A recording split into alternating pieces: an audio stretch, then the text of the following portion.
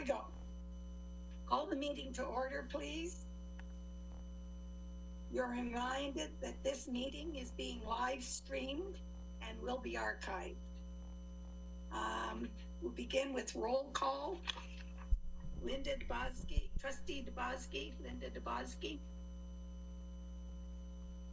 Trustee Carrie St. Jean. Okay, I see you. Trustee Anita Gibson. Present. Thank you. Trustee Judy Cosmerly. Present. Trustee Dina Morrison. Present. Trustee Doreen Dewar is present. Trustee Judy Honda. Present. Trustee Margaret Stringer. I'm here. Trustee Bob Clement. Nope, he's not. There he is. Trustee Bob Clement. I'm back. And Trustee Colleen Govro, student trustee. Here. Thank you very much. So, approval of agenda, motion that the agenda for the regular board meeting of July 15th be approved. Moved by Trustee Clement, seconded by Trustee Honda. All vote, Director Blasey. Thank you, Madam Chair. Bob Clement. Here. In favor. Or opposed. Let me say, sorry, I missed the question. Okay. So the motion that the agenda for the regular board meeting of July 15, 2020 be approved. Trustee Clement. Yes. Trustee Dewar. In favor. Trustee Gibson. In favor. Trustee Honda. In favor. Trustee Cosmerly. In favor. Trustee Morrison. Favor. Trustee St. Jean. Trustee Stringer. In favor. And student trustee Colleen Govro. In favor. Carried. Thank you very much, Carrie. Preliminary declarations of pecuniary interest. There are no presentations. We'll move on to the report from the in-camera committee of the whole meeting of the board. And I'll call on Director Blazic again. Motion? I'm sorry to interrupt you, Director Blazic. Trustee Morrison, did you want to say something before this? Good. Okay, thank you very much. Sorry to interrupt you, Director Blazic. You continue. Motion that the board ratify the tentative local permanent teachers agreement between the Rainbow District School Board and the Elementary Teachers Federation of Ontario Rainbow Local as recommended by the Labor Relations Committee. Moved by Trustee Morrison, seconded by Trustee Stringer. Full vote, Director Blazic. Trustee Clement. In favor? Trustee Dewar. In favor. Trustee Gibson. In favor. Trustee Honda. In favor. Trustee Cosmerly. In favor. Trustee Morrison. In favor. Trustee St. Jean. Trustee Stringer. In favor. And Trustee Govro.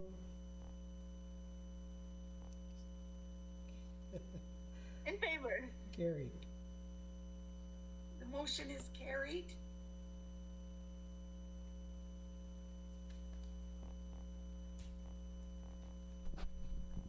Motion B, that the board, ratify the tentative local agreement between the Rainbow District School Board and the Ontario Secondary School Teachers Federation, the Teachers Bargaining Unit, District 3, as recommended by the Labor Relations Committee. Moved by Trustee Morrison, seconded by Trustee St. Jean. All, poll vote, Director Blazick. Trustee Clement, In favor? trustee Doer, please. In favor? Trustee Gibson, In favor. trustee Hunda, In favor. trustee Cosmerly, In favor. trustee Morrison, In favor. trustee St. Jean, trustee Stringer, In favor. student trustee, In favor. carried. Motion is carried. Thank you very much. Motion C, that the board approve the changes to the terms and conditions of employment for non-unionized employees as recommended by the Labor Relations Committee. Moved by trustee Morrison, seconded by trustee Hunda. Poll vote, Director Blazick. Trustee Clement, In favor? trustee she's absent. Trustee Doer, In favor? trustee Gibson, In favor. trustee Hunda, In favor. trustee Cosmerly, In favor.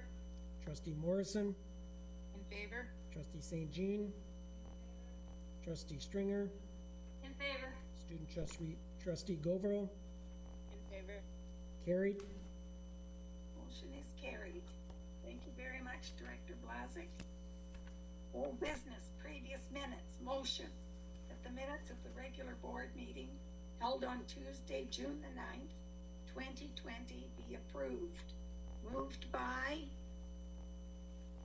trustee Cosmerly, seconded by trustee St. Jean.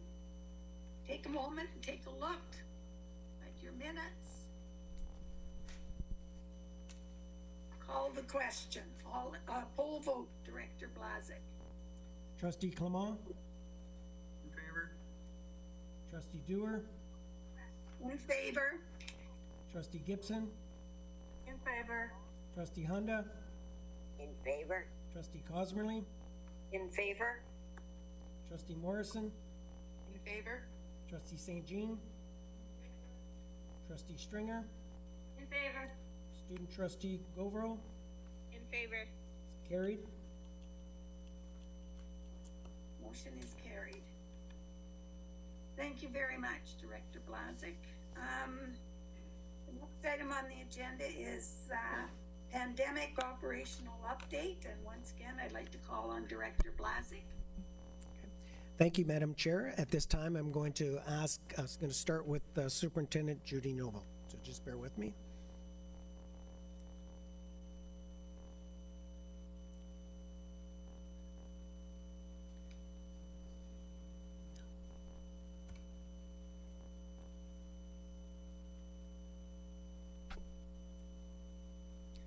Thank you, Director Blazick. Can everybody hear me?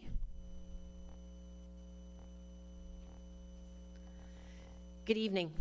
I'm pleased for the opportunity to share highlights of our survey results specific to the distance learning that was provided during the school closure. We received input from 2,500 parents and guardians, close to 600 staff, and over 850 students from grades 7 to 12 on 3 key topics: distance learning, the reopening of schools, and mental health. The survey was open to all families in Rainbow Schools from JK to grade 12, students from grade 7 to 12, and all staff. The survey was accessible from June 22nd to June 30th, 2020. When parents were asked what was most helpful to their children during distance learning, highlights included 66% felt that clear expectations of assigned tasks, 58% shared feedback on assigned work, and 47% replied that the variety of teaching tools made a difference and was helpful to their children. As well, 64% said that student interaction with educators, 58% said access to devices, and 51% that access to the internet connectivity was helpful to their children during distance learning. When we asked our parents what had been a challenge to their children during distance learning, 36% replied that classroom group discussion activities, that workload and frequency of tasks, as well as clear expectations of these assigned tasks, was a challenge to their children. As well, 62% replied that student interaction with their classmates, 44% replied that student interaction with educators, and 33% shared that student access to educators for extra help was a challenge to their children. When we asked similar questions of our students as to what was most helpful to them during distance learning, 67% shared that feedback on assigned work, 64% replied clear expectation of assigned tasks, and 60% replied that posting success criteria made a difference for them in a positive way during distance learning. As well, 70% said that access to devices, 66% shared that access to internet connectivity, and 62% replied that interaction with their educators was most helpful to them during distance learning. When we asked our students what had been a challenge to them during distance learning, 57% replied that workload and frequency of tasks, 40% replied clear expectations of these assigned tasks, and 36% replied that the variety of assignments and learning activities was a challenge for them during distance learning. As well, 56% replied that interaction with their classmates, 41% replied interaction with their educators, and 38% replied that interaction with their educators for extra help was a challenge to them during distance learning. When our staff were asked similar questions, what was most helpful to their students, in their opinion, during distance learning, 79% replied that clear expectations of assigned tasks, 68% replied that asynchronous learning, and 67% shared that feedback on assigned work was most helpful to their students during distance learning. As well, 84% of educators said access to devices, 81% said interaction with educators, and 68% of staff shared that access to internet connectivity was most helpful to students during distance learning. When our staff were asked what had been a challenge to our students in their opinion during distance learning, 53% replied that synchronous learning, 46% replied that classroom group discussion opportunities, and 44% replied that supports for students with special needs was a challenge to our students during distance learning. As well, 59% of our staff replied that student interaction with classmates, 51% replied that access to internet connectivity, and 33% replied that access to devices was a challenge to our students during distance learning. The other update that I wanted to provide to you this evening was a final attendance report update between the dates of June 7th and June 20th. Overall, attendance in the primary division continued to be strong, with between 77% and 81% of all students attending daily. This did mark a drop in attendance of between 5 and 8% of our primary students between April 6th and the end date of June 20th. Attendance in our junior and intermediate divisions continued to be the strongest, with between 77% and 83% of all students attending daily, as well marking a drop in attendance of between 8% and 10% from April 6th to June 20th. And finally, attendance in the senior divisions in high school dropped markedly in June, with between 35 and 44% of students attending daily. This marked a drop in attendance of between 22% and 37% of high school students attending daily from April 6th to June 20th. And that marks the end of my pandemic update. Thank you.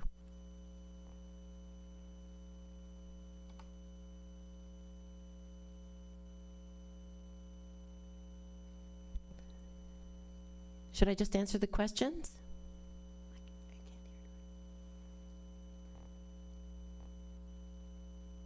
I'm unable to hear.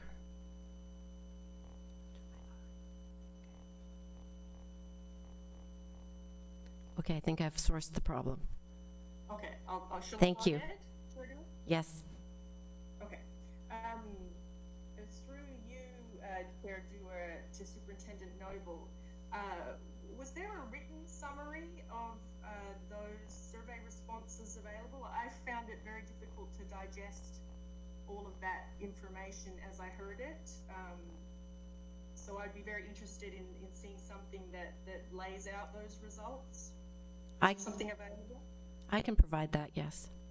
That would be fantastic, thank you. And then I may have some follow-up questions for you based on when I have a look at that. It's just a lot of information to take in and process on the fly like that. Yes. Thank you. I had, someone else at Trustee Stringer and then Trustee Morrison. Through you, Chair Dewar, to Superintendent Noble, just a question around your topics for distance learning, reopening, and mental health. Were there survey results to do with reopening of schools? That will come later in a presentation. Okay, thank you very much. Trustee Morrison. Quick question, if I could, through you, Madam Chair, to Superintendent Noble. Superintendent Noble, I'm seeing some similarities in patterns in the way some of those things were responded to in terms of access to devices, access to internet connectivity, that kind of thing. But can I just ask you, as an executive, as a member of our executive team, when you guys reviewed this, were there any areas that were a surprise as a result of that survey? Were you surprised by any of those results? No. I know it's going to be the basis moving forward, but were you surprised by what some of the feedback we got? No, I wasn't surprised by the feedback that we got at all. We did understand very clearly that it was difficult for our students to interact with each other, primarily, as well as the fact that many of the strength of our teaching force, things that they do extremely well, are providing clear expectations and feedback to their students on the work that is assigned. So some of those strengths from our teachers did come through as well. Thank you. Thank you very much. Trustee Cosmerly. Through you, Madam Chair, to Superintendent Noble, will you be speaking about the mental health piece a little later? I will not be speaking about the mental health piece tonight. Will we have an opportunity, sorry, as a follow-up, will we have an opportunity to get the results from the other pieces that were explored? Yes. Do you know when?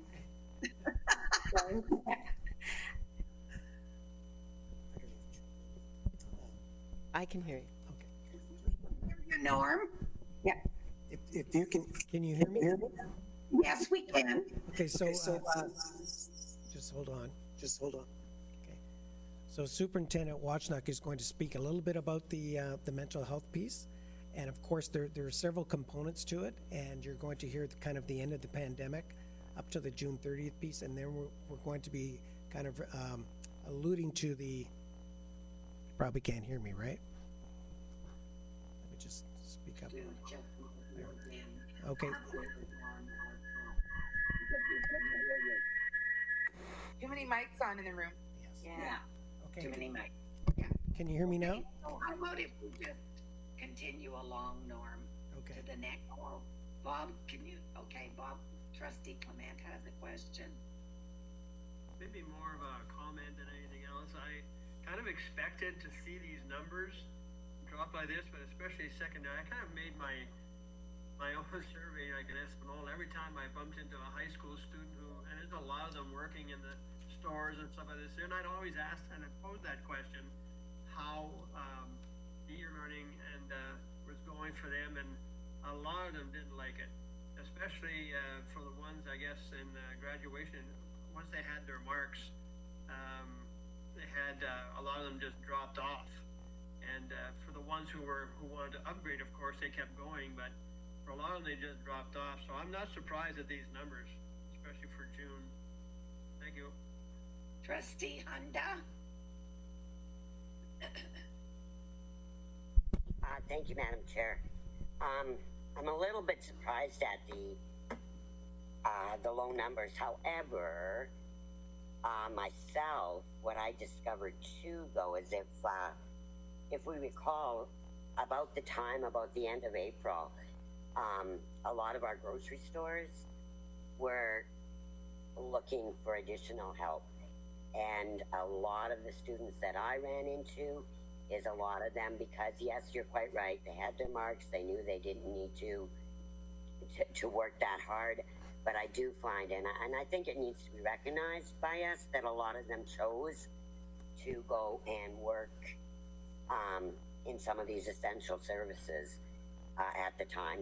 Good on both parts, good for the stores that needed the help, and certainly for them to earn some income. So I do know that was a factor too, and I just want to make sure that gets recognized as well. Thank you very much. Director Blazik? I'll give this a second try, Madam Chair. Can you hear?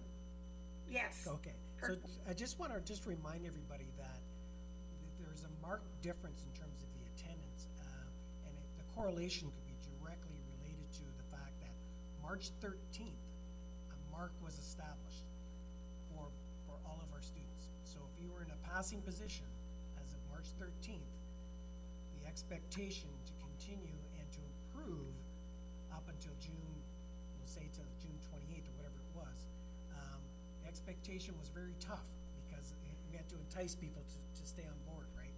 So it did drop off towards the end because students' marks were not affected. They could only go up, they couldn't go down. So that was a big challenge for us. And so the results, I'm very pleased with actually the results that the kids hung in there as long as they did, especially at the secondary level. So, and I think for the most part, we did a pretty remarkable job of trying to keep them engaged right to as long as we have. Thank you very much, Director Blazik. Trustee Hunda? Thank you again, Madam Chair. I don't know to who, but correct me if I'm wrong. I understand that a lot of the dual credits, though, they continued, and I understand that the participation in that was, at least I heard, that it was very, very well, that the students that had been involved in dual credits, because the college continued to go on, that the attendance and the participation in that did actually stay quite constant. Thank you very much. Trustee Gibson? Thank you, Chair Dewar. Through you to Director Blazek. At the previous meeting, you had mentioned that while marks would not go lower, there was the opportunity for teachers to give students an incomplete. And if they were given an incomplete, they would not receive the credit.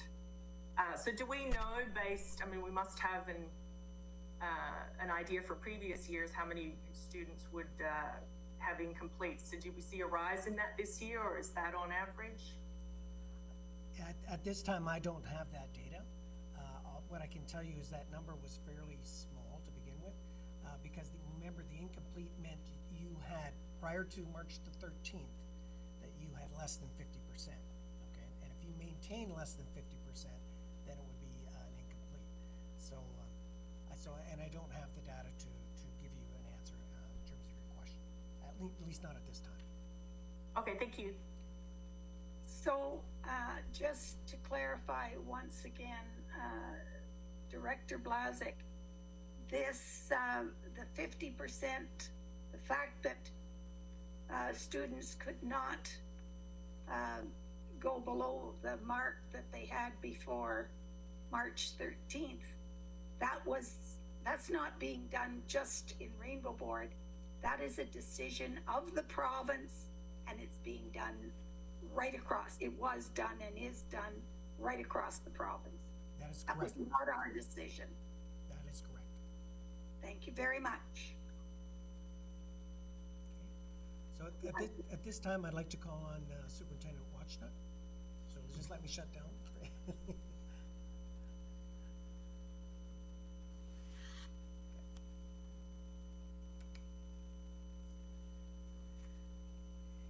Good evening. I would like to present to you a little bit of information to share with you from the standpoint of the last time we gave an update until the end of this current school year. The special education and mental health teams continued to expand the resources available to students, staff, and parents in the Google Classroom.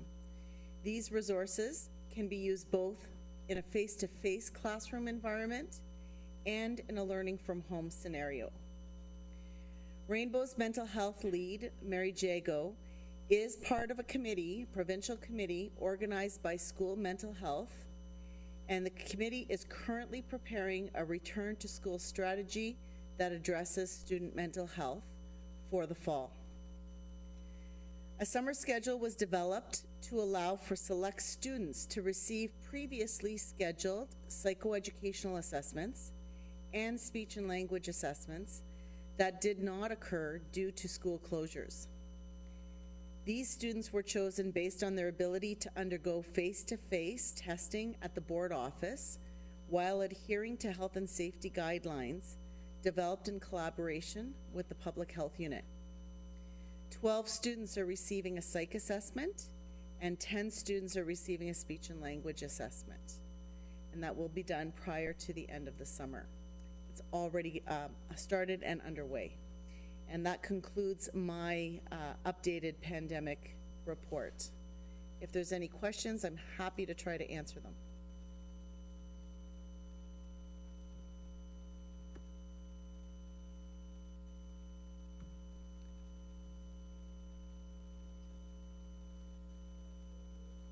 Superintendent Wachnuck.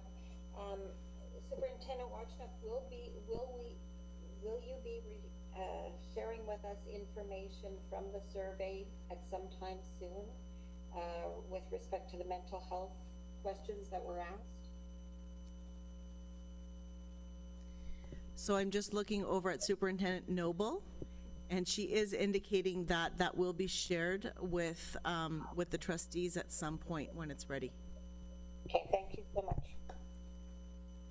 Trustee Stringer?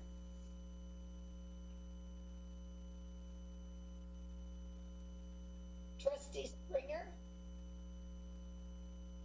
Can you hear me? Pardons, having a problem with my microphone. Through you, Madam Chair, to Superintendent Washnick.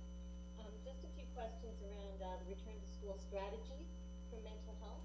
I'm really glad to hear that assessments are safely, appropriately, but being moved ahead on, so that's great. Can you tell us about part of that return to school strategy for mental health? Superintendent Washnick.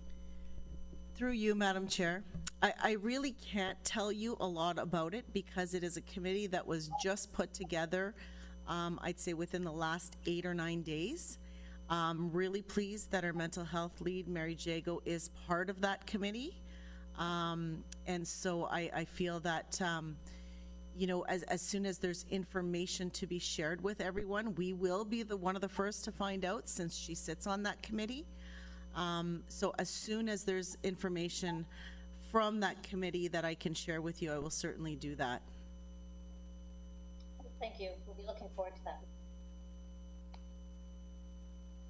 Thank you very much. Director.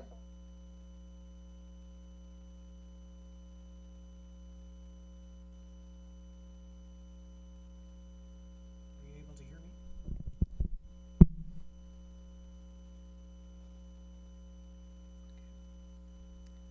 Are you able to hear me, Trustee Dewar? Okay.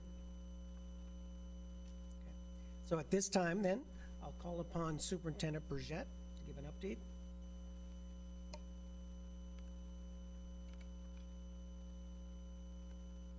Thank you. A few pieces of information from Human Resources.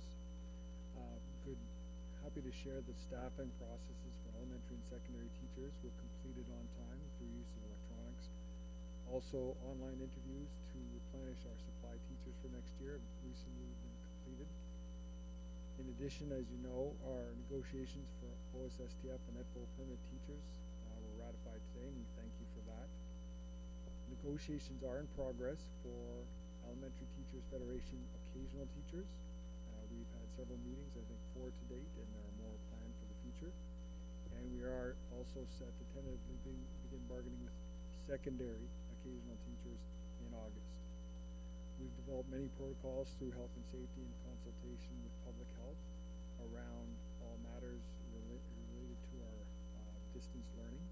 And when the ministry provides direction in August on their approach to reopening schools in the fall, we will continue to develop health and safety protocols in preparation for the approach that will be given direction on. Thank you. Thank you very much. Superintendent, Trustee Morrison. I've got lots of questions, but just based on Superintendent Bourgette's last comment, does that mean we're not preparing a return to school plan until we get direction from the province?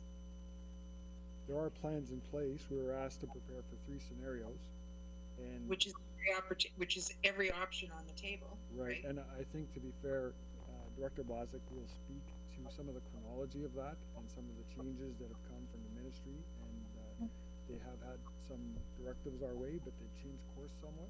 So I think a fulsome update will come from the director in that regard. Okay, thank you very much. Can I ask one more supplementary, just because you mentioned it, Superintendent Bourgette? Absolutely. Through you, Madam Chair. I'm just wondering about the involvement of the Sudbury District Health Unit in all of our planning. Every protocol we put in place is vetted from Executive Council, our Health and Safety Officer, David Digby, and is approved, given final approval from Public Health. Okay, thank you. You're welcome. It concerns me if I could just make a supplementary comment, Madam Chair. Yes. That a lot of this discussion has been, this is not an educational crisis, it's a health crisis. So I hope we are taking our lead from the health authorities in safe return to school, safety of our staff, visitors in schools, community use, sports, music programs. There's a whole bunch of things I can think of just off the top of my head. So I'm glad to hear that we're taking our lead from Sudbury District Health. Thank you. You're welcome. Director Blazik. So at this time, I'm going to call upon Superintendent Bazinet, and then when he's completed, it'll come back to me.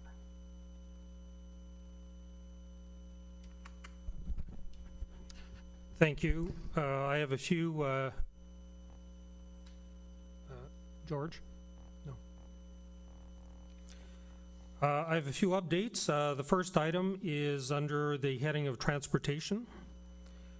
Several meetings have occurred with the consortium, and as a starting point, the consortium is establishing the routes for a regular return to school based on the predicted enrollment provided by all five school boards.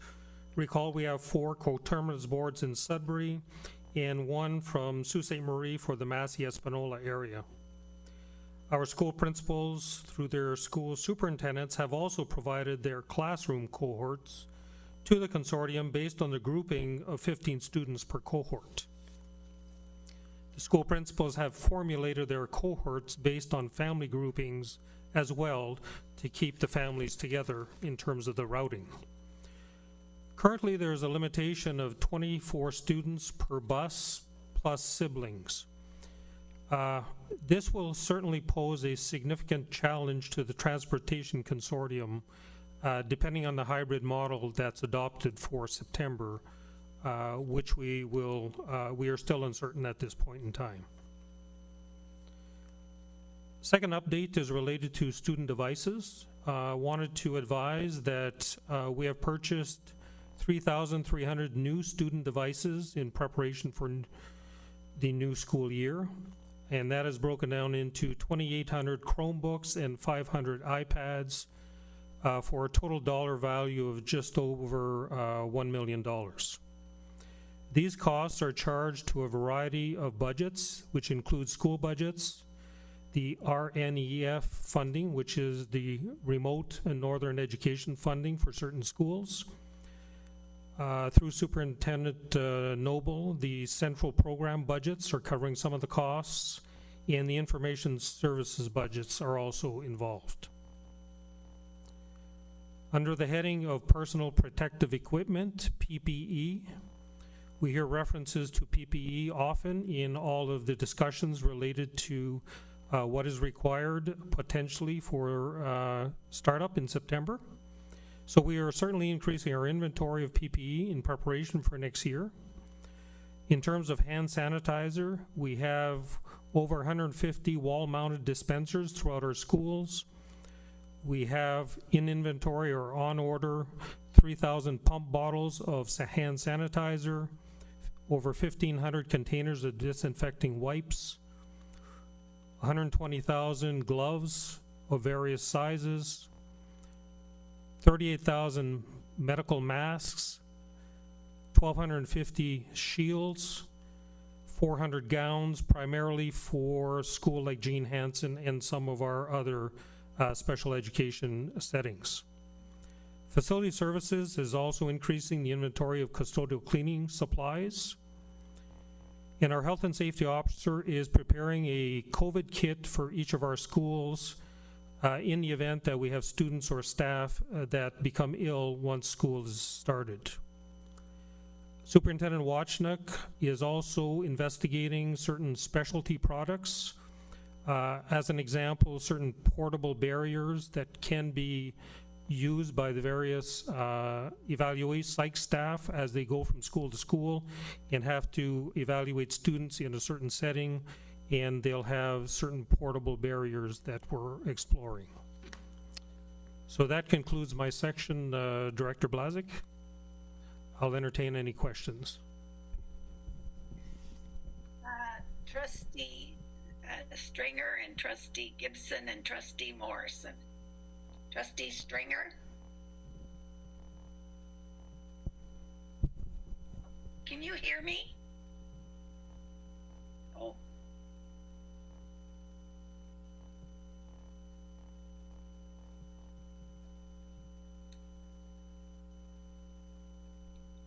Do you want me to go? I'll go ahead. We'll go to Trustee Gibson, and then as soon as you're able, Margaret, we'll get back to you. Trustee Gibson. Thank you, Chair Dewar, through you to Superintendent Bazinet. Wanted to ask about the technology purchase. I wanted to ask how we arrived at the total number of devices, whether that was actually what we needed or if that was what we could afford. And then I also want to ask about the iPads in particular, if they were purchased to use for certain programs, because I know most of our delivery is through the Google Classroom. And did we take advantage of the deal, for want of a better word, that was offered through the Ministry of Education with regards to the iPads? Through you, Madam Chair, essentially the schools primarily were the drivers for purchases that they identified as their needs. And in terms of the program, we are focused on the Chromebooks as it is primarily used essentially from grades 4 to grade 12. In terms of, we have used our local suppliers, so it was no advantage to us to change suppliers. We've used our traditional suppliers. And the iPads are primarily at a school level, so they were the devices that were identified through the school principals. And again, they're primarily targeted towards the primary grades.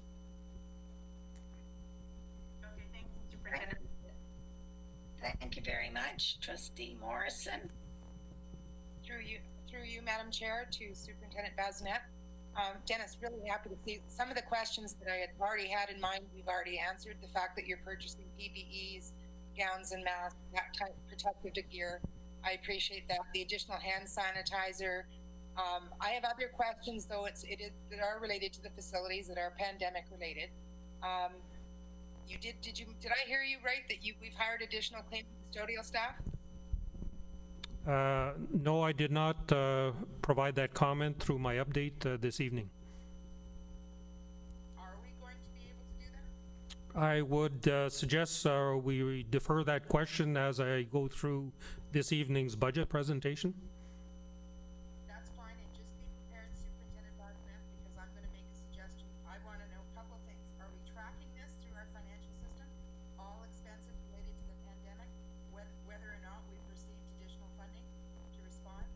just wanna know whether we've got a way to track it all through those various budgets, through a project code or whatever, so that we know what we've actually spent above and beyond our normal budgetary process in response to the pandemic. We are tracking our additional costs related to the COVID-19 pandemic. Thank you. My other question on facility, if I could, one more, Madam Chair. Thank you, yes. Air exchange and ventilation systems. We know we have an inventory of aging buildings. Most of our buildings are 50 to 100 years old. All of us, we've been trustees, have heard about the lack of air exchange, no air conditioning, of course. A few offices have it, that's about it. But just wondering about ventilation systems during this period. And if we can't change the master systems, are we looking at things like portable air cleaners in classrooms? At this point, the discussions with the health and safety officer as well as the manager of facility services is to focus on our centralized systems. Namely, we're concentrating this summer on filter changes to ensure that everything is prepared for the school startup. At this point in time, we're not proceeding with any portable units as we speak. Thank you very much. Trustee Stringer, are you able to? Yeah. Go on. Good. Through you, Madam Chair, to Superintendent Bazinet.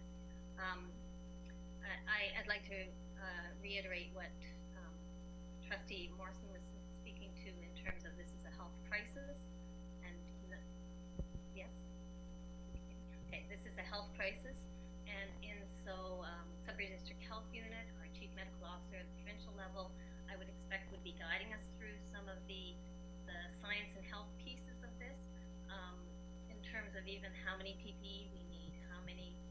To me, that sounds like there should be a central provincial plan for that. I'm happy to hear that is happening. I'm just wondering about, which devices, how many, and how we determine that, or if that was guided through the health unit as well. And then I have a couple of supplements. You'd like to answer first. In terms of the personal protective equipment, at this point in time, there has been discussion from a centralized level at the provincial government or through the Ministry of Education. However, the guidance that has been given to local school boards is, at this point in time, wherever possible, that we are to proceed with our local suppliers or established suppliers, and to report any difficulties as time moves on, as the provincial government is also trying to establish a centralized inventory of PPE as a backstop to the 72 school boards. In terms of the IT devices, that is strictly an internal decision that was made with input from our school principals as well as exec council. There's certainly nothing to do realistically with health unit. Thank you, Madam Chair. Superintendent Bazinet, you had been speaking about busing and a maximum of 24 students per bus and siblings based on 15 students attending in a cohort. So high school and buses that would carry high school and elementary students, it sounds to me like we'll be doubling our costs at minimum of busing.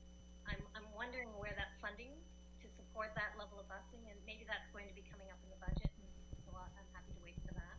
Can you speak to that?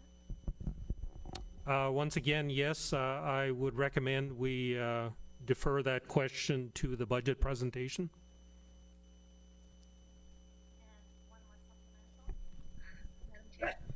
Again, this may be something that will come up in perhaps Director Blasic's report, but in terms of notifications to schools or by schools when a student has a case of COVID, or notifications from parents,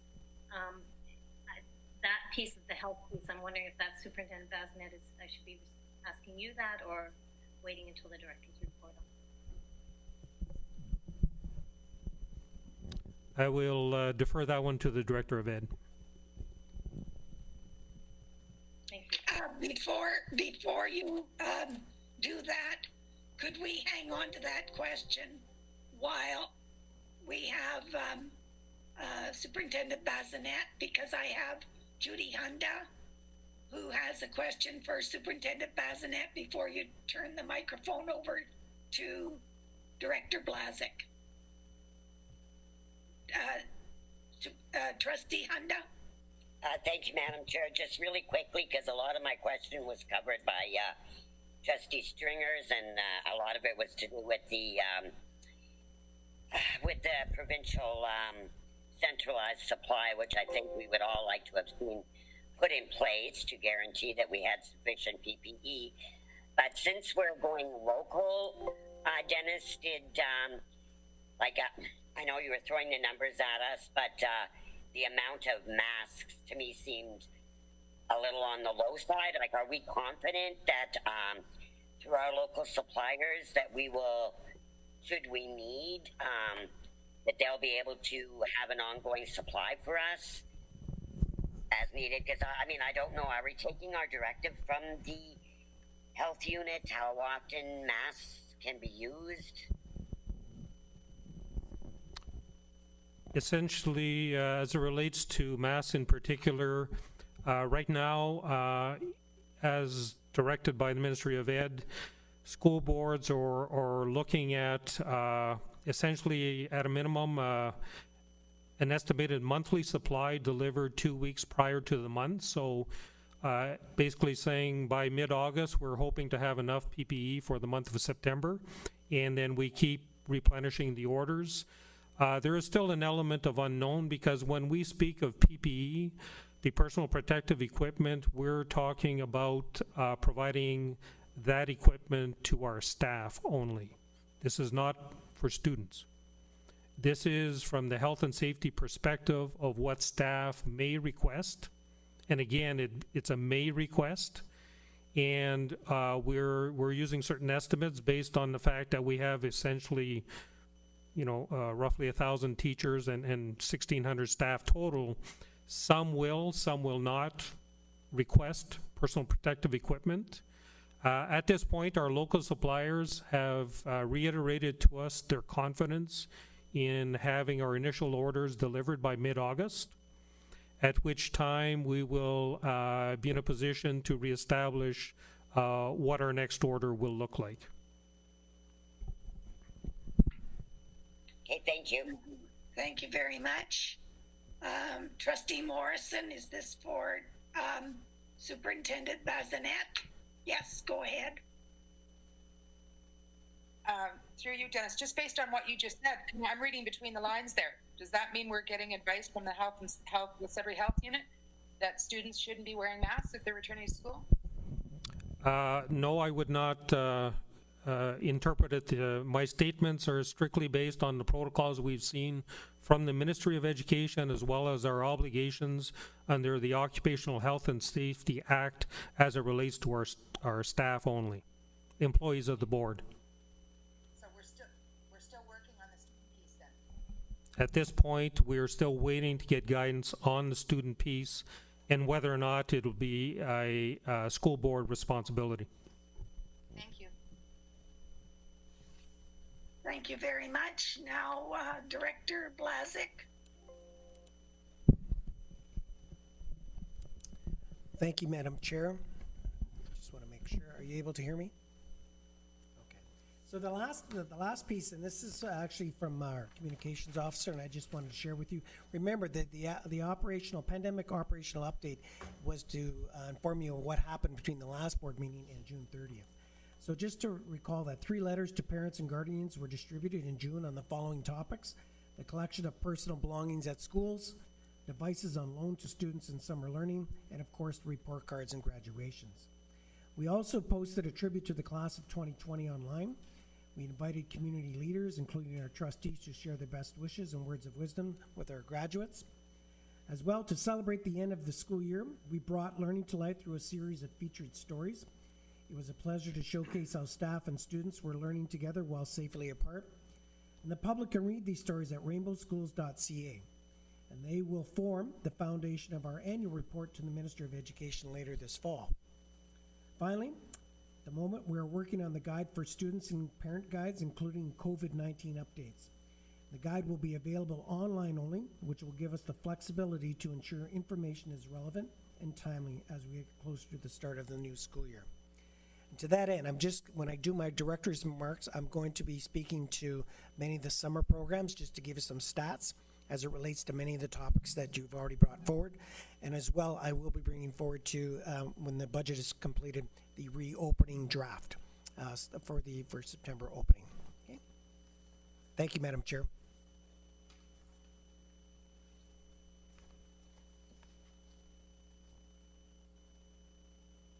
Trustee Spooner, that was directed, or that Dennis directed to you. I can't remember the question. Trustee Stringer, would you refresh my memory? The question was regarding notifications and responsibilities of school to notify, parents to notify, when students become ill. So again, if I may, one of the protocols, in fact, we're working on just over the last few days through Bruce and David Digby and Public Health and also with Nicole Charette, speaks to that very point. We will have a protocol that is clearly delineates the role and responsibilities as it pertains to both staff and students if we believe they have a symptom of COVID-19. And that will be shared in very short order. Thank you very much. Trustee Stringer and then Trustee Morrison. Would that protocol be communicated then to our communities so that we would also see their reciprocal responsibility? Absolutely, that'll be communicated to parents as well as staff, and like we do with all of our protocols, we make sure that all of our stakeholders do receive the message. Thank you. Trustee Morrison. Yeah, I have some follow-up to some of Trustee Stringer's, and I have another question as well. Yeah, I'm concerned about this whole notification issue too, and I'm sure that's part of your return to school planning, because I'm thinking there's all kinds of ramifications. If somebody in a child's house is diagnosed with COVID, is the health unit have a responsibility to find out if they have a child in that home, and whether what school does that child attend, and is that school or that board going to be notified? That's the kind of notification details that I'm looking for at some point in the future.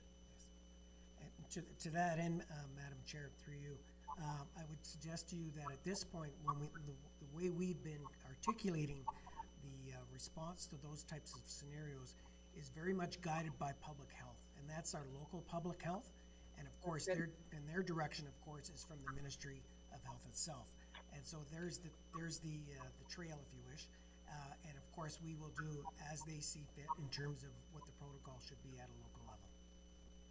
Thank you. Because just in supplementary, and I don't know if you're aware of this, is Sudbury Health Unit doing actual contact tracing?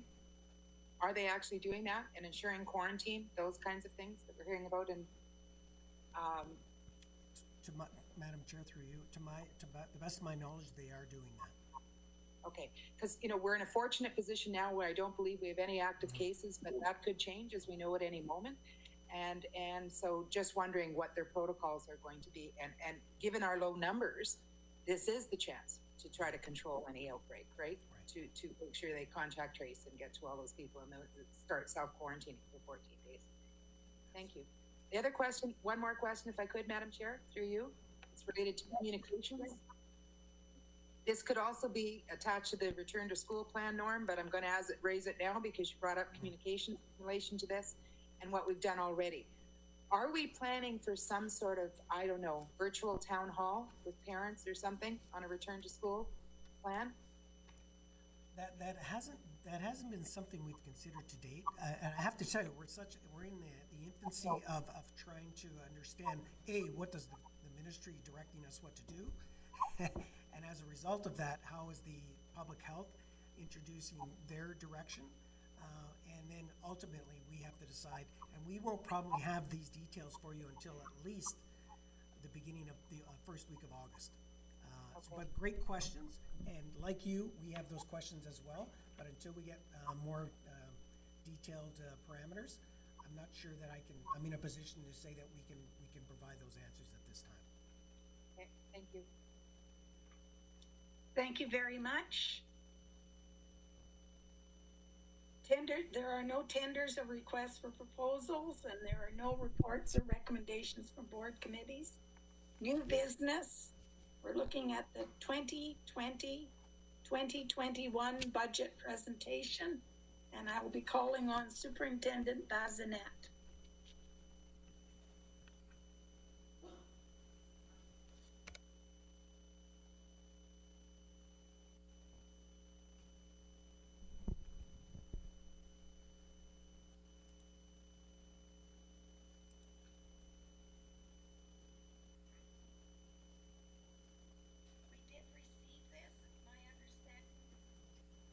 Yep. It came, oh dear, something wrong with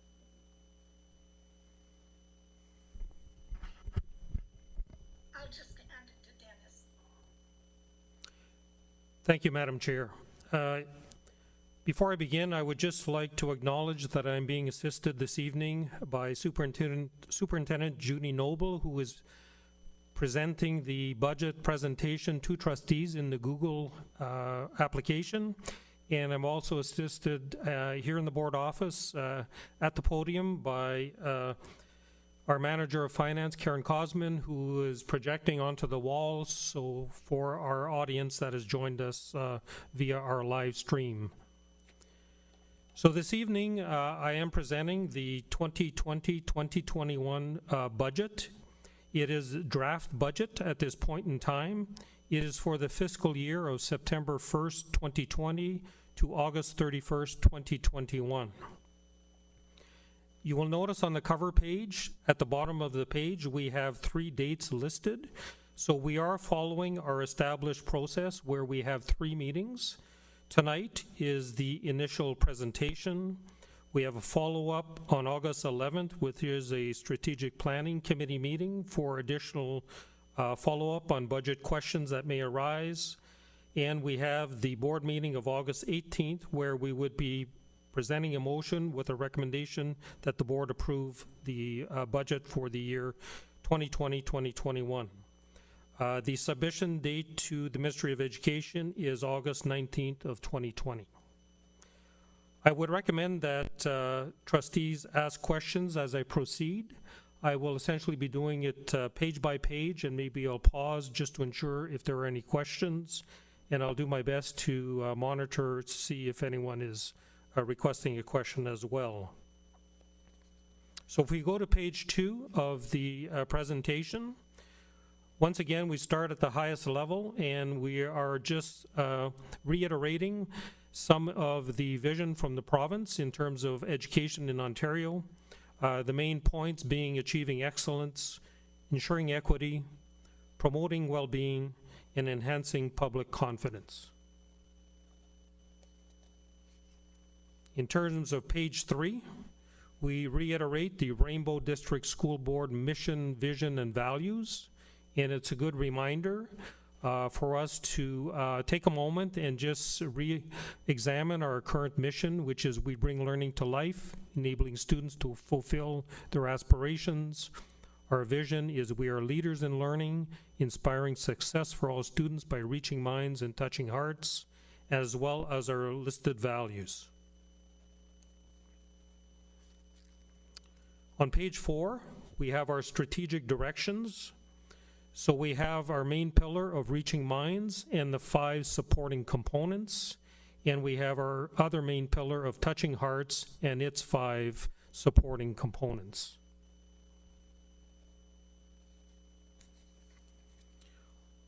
On page 5, we present some of the overall limitations that are set out by the Ministry of Education. And the first sentence certainly is that the education funding recognizes that school boards need a certain flexibility to decide how best to allocate the resources within their areas' budgets. But also there are limitations that we must abide by. We must deliver the curriculum and program to our students. We must meet the compliance of class sizes both at the elementary and secondary schools. Specialized funding under Spec Ed must be used for that purpose, and any unspent funds will be placed in a special education reserve. Same for anything related to capital. And the school board administration and governance spending must be compliant and not exceed the allocation.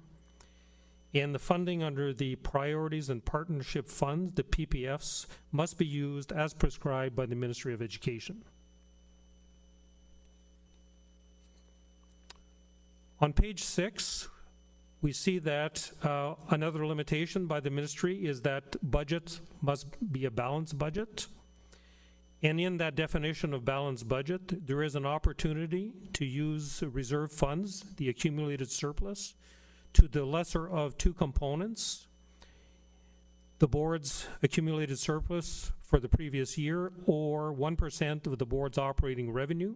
So in our case, the lesser is the second bullet, the 1% of the board's operating revenue, and for us, that is a value of roughly 1.8 million, that 1%.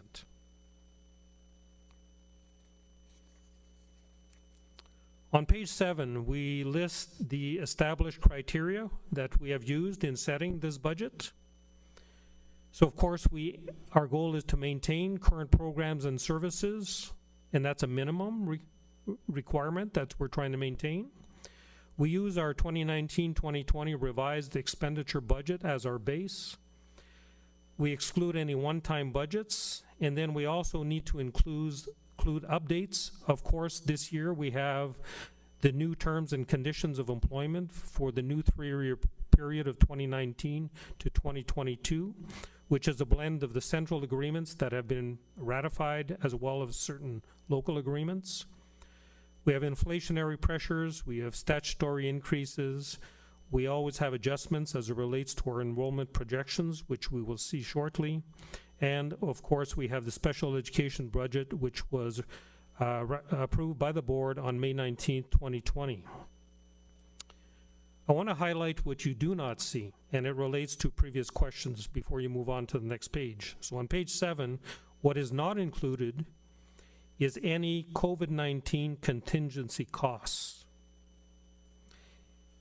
And I will provide additional details and comments when we review the revenue page on page 18, why you do not see that as part of our initial strategy.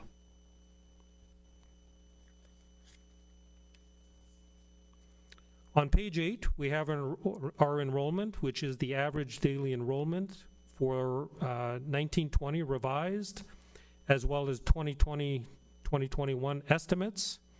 And we see that at the elementary panel, predicted change is a drop of 99 students. At secondary, a slight increase of 34 students. High credit, drop of 9 students. Adult day school, a drop of 6.5, so overall drop of 80.5 AD students. So not significant change, as we can see. So I will pause, as I do see Trustee Morrison has a question. Yes, Trustee Morrison. Just on the enrollment things, we were forecasting continued growth in the elementary panel. So what factors were considered in the revised estimate that has us losing about 99 kids in the elementary panel? Was some of that consideration the fact that as a result of COVID, we could have increased number of parents choosing to homeschool? That factor was not why we see this change in enrollment, because per what has happened in the current school year, even though there was distance learning, the ministry said that those students were considered at school. So if they maintain that approach, it should not be detrimental to our enrollment. I think it boils down to whenever we are doing our projections for the upcoming school year, we certainly take pretty well a conservative approach because of the impact on especially teacher staffing, where that process occurs very early in the budget process. And if a teacher is committed in terms of hired for a contract basis or a school year, even though we would not see the students. If we had that decrease, we could not change our approach. So we typically see a little bit of a conservative approach when we are preparing our estimates. Thank you for that reminder. Thank you. So I'll continue on page 8 or page 9. When we look at our facilities that are in operations, if we compare to our current school year, in our current school year, we have 32 elementary schools. So for September 1st of 2020, we have 31 operating elementary schools, and that's a result of the closure of Chelmsford Public School. So the rest, the secondary school administration building remains unchanged, as well as the notes that are at the bottom of this page, which includes Berrydown College, which operates at Cambrian College building.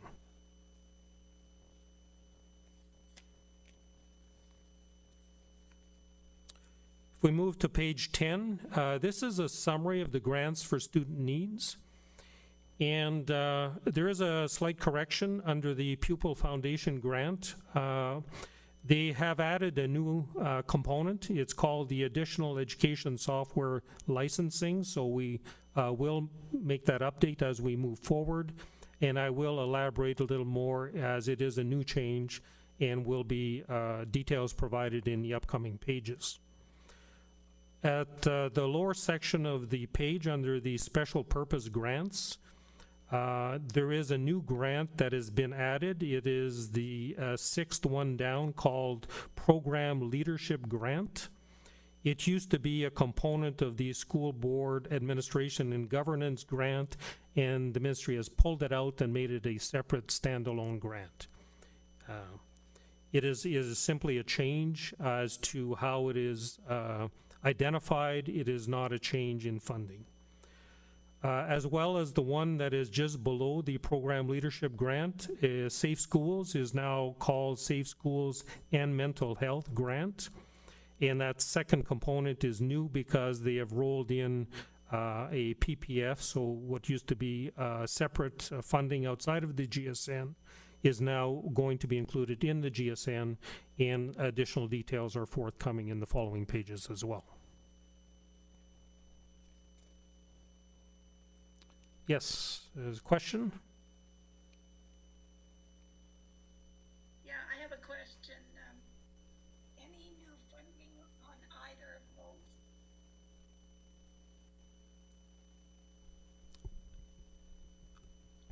Are they just renamed, or are we actually going to get funding, new funding?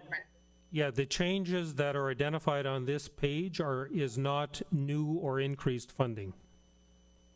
Thank you very much. Well, shouldn't say that. I will elaborate a little more as we move forward. So when we move to page 11, this is where we start to outline the adjustments to the grants for student needs that were identified by the Ministry of Education with the release of the various B memos that came out a few months back. So the first component at the top of the page is entitled the Response to the COVID-19 Outbreak, where the ministry will be providing $25 million in new funding to school boards in the upcoming fiscal year for extraordinary costs related to the COVID-19 outbreak. There are two components: $10 million investments for mental health to support the continued learning and well-being of students, and $15 million investment to support technology-related costs. As we speak this evening, the board-level allocations have yet to be announced. So therefore, this new funding, as well as the associated expense, has not been included in the budget, and it would not have any impact on the bottom line, since the funding received would be the funding expended. So if that information becomes available, we could consider adding it between now and our final budget submission of August 19th.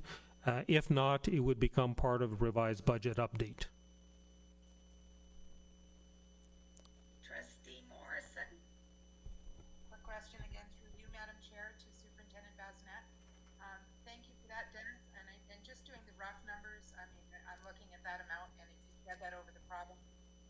that's a couple $100,000 for Rainbow, potentially.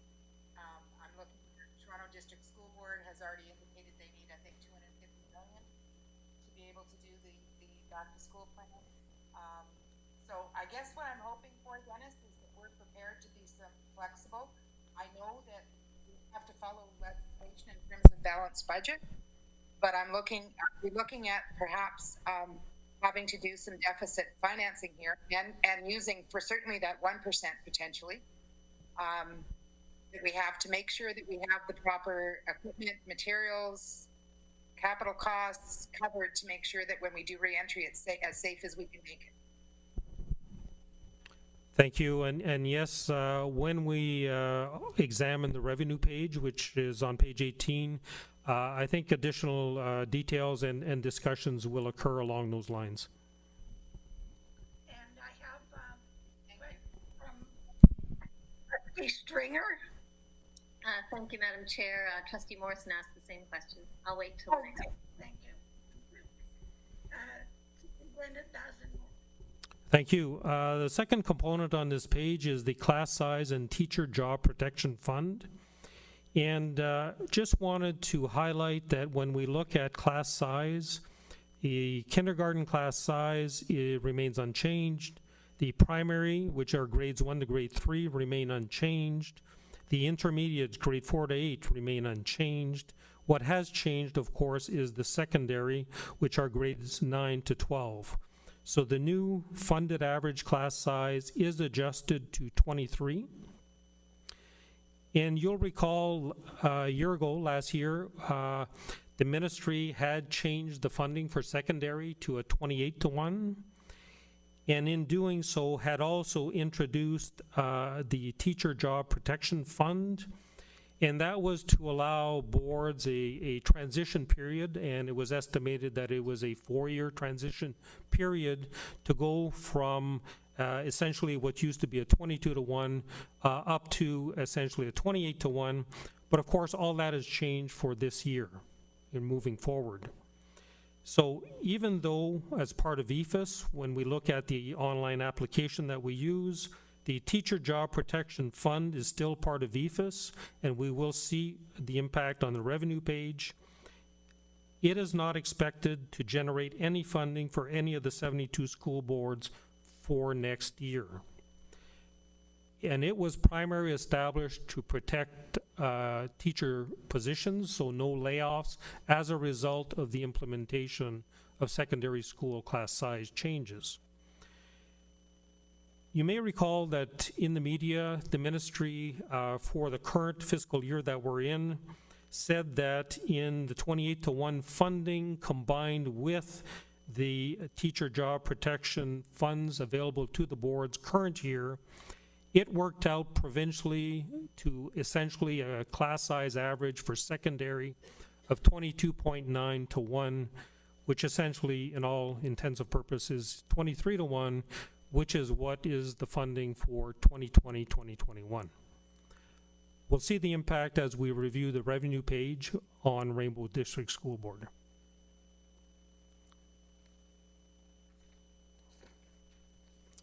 So on page 12, top of the page, there is the compensation component, which is related to the central agreements, and it provides for the 1% for school board staff, and it does not include or excludes, of course, directors of education, superintendents, principals, or vice principals. It applies to other employee groups, and it covers compensation as well as various changes to the benefit funding, which are now done through the board trusts at the provincial level. Under the heading of the online, oh, there is a question. Sorry, I didn't see that. Trustee Cosberly? Through you, Madam Chair, just a question to you, Dennis. If this compensation piece does not include the directors of education, superintendents, etc., how will the 1%, from what pot does the 1% for their salary increases come?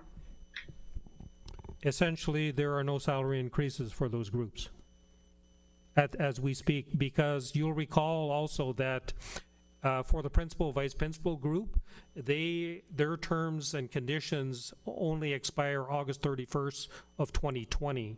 So they have yet to negotiate on a go-forward basis what may occur for them into 2021 and beyond. As far as directors of education and superintendents, there is a salary freeze. Thank you.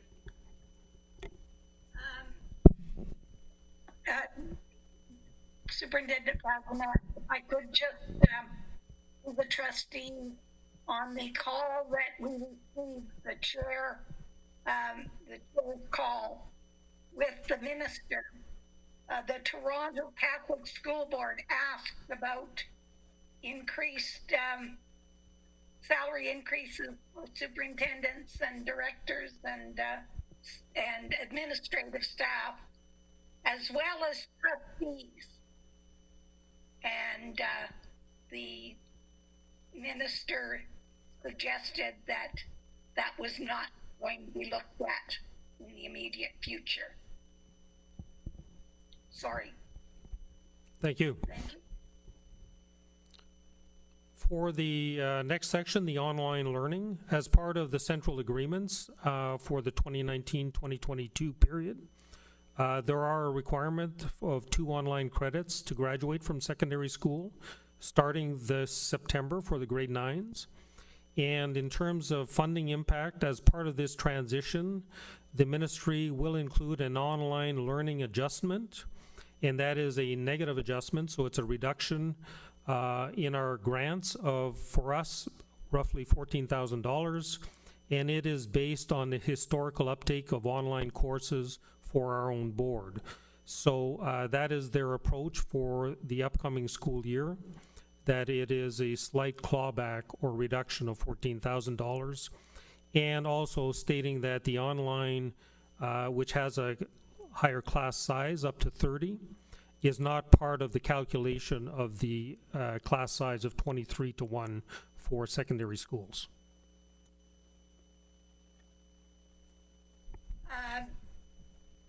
Trustee Morrison. Thanks for that, Dennis. I don't suppose any of us are surprised by any of this, because really we all know the whole point about a lot of this was the number of teachers. So I'm not surprised to see the budgetary impact of that 2 courses for online learning for secondary. Of course, that's going to have an impact on us. So thank you for that. You're welcome. Thank you.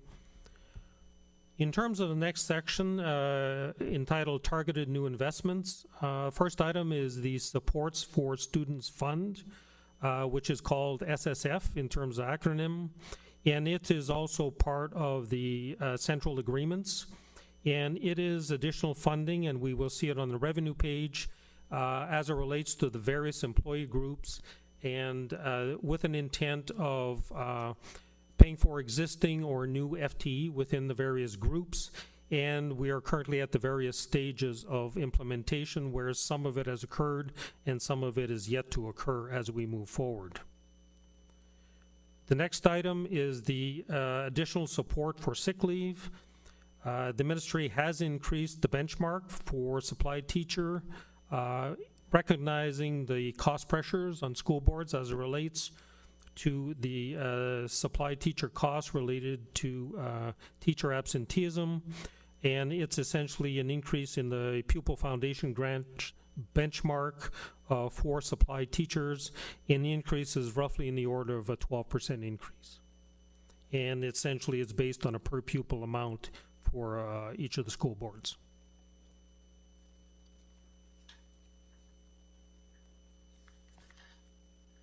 Trustee Morrison.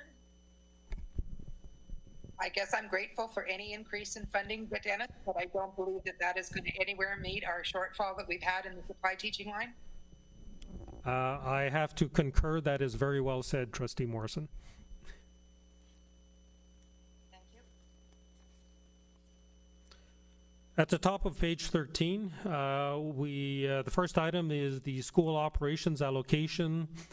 This has been something that we see on an annual basis as part of the GSN release, where the ministry provides a 2% cost benchmark update to what is called the non-staff portion of school operations, and namely to assist the boards with increased commodity prices for utilities, electricity, natural gas, insurance, and other facility costs. Under the heading of student there's a question. Trustee Gibson? Sorry, and I apologize. It was a question about the sick leave provision. Through you, Madam Chair, to Superintendent Bazinet, you mentioned a 12% increase in the funding. So what is the gap? Like, what would we have needed the increase in funding to be to cover what our current absenteeism rate is? I don't have that calculated, but you'll recall at one of our previous presentations, it might have been in the month of February, that came through from the Internal Audit Committee. We provided the statistics on absenteeism for each of our employee groups, and we did focus on the actual teacher costs, replacement costs, and there is certainly a gap. So we would have to do a calculation of reconciliation to establish that gap. So at this point, it's strictly an increase of generalized funding, not associated with any particular gap at the school board level. Okay, thank you.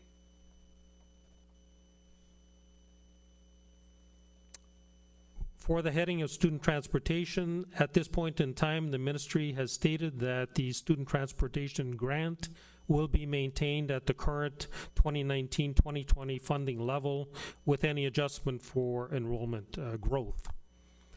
As well, they have stated that for the current year, which is interesting the way it's been released, because now we're blending 2 fiscal years, is as a result of school closures. You'll recall that transportation services, buses were not running.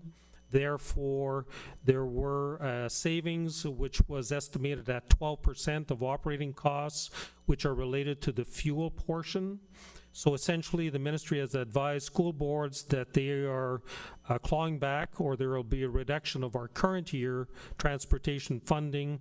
And for the Rainbow Board, it's essentially $344,000, which will be clawed back from this year's allocation. Trustee Morrison? Again, I could be asking this out of turn, but through you, Madam Chair, to Superintendent Bazinet. I get that we're finding enough money, but schools were closed, so we weren't spending it. So that's where they're finding current year fiscal savings from all the boards. I get that. But I'm looking for the other shoe to drop, well, additional funding because of additional transportation costs that were going to be occurring in the coming year. I'm waiting to hear confirmation of that funding being increased for the current year. So at this point, the ministry is not committed to any increase in fundings for transportation. We can always be hopeful that it is because they have not yet really landed on what the new school year will look like. We're all waiting for that to be announced early August. At this point, they've just said that they're maintaining the current level. And you'll recall my previous comment about we have not included any contingency costs at this point in time. And I'll come back to that comment when we review the revenue page on page 18 as well. Now, Supplementary. Trustee Morrison? It's just that this is another one in terms of transportation. I hope in the end it's not just done on a per pupil, per capita enrollment basis like they do with so much of our other grants, about 90% of them. Given the fact that we're a board that has a huge geographic area that we cover, and we've got about 80% or more of our kids that are bused right now. So that whole concept of being able to social distance means splitting routes, it means doubling buses, it means hiring additional bus supervisors. There's a whole lot of costs related to that, and I don't think those are going to be evenly spread across the province. I think there are variances by area. Thank you. Thank you. I thought that Trustee St. Jean had her hand up. I'll wait. I don't even see her anymore. Yes, I can confirm that she would like to ask a question. Okay, go ahead, Trustee St. Jean.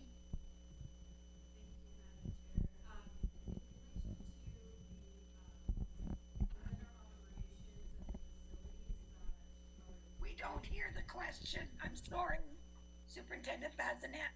Yes, we've invited trustee St. Jean to come to the microphone at the podium to ask the question. Can you hear me now? The button on the right, bottom right. Just in relation to some of the facilities under our operational expenses, and reflecting back to the list on page 9, the Children's Treatment Center is still included in that list. I'm just wondering about the status of that particular program. Thank you. I'll defer the question to Superintendent Wachnick.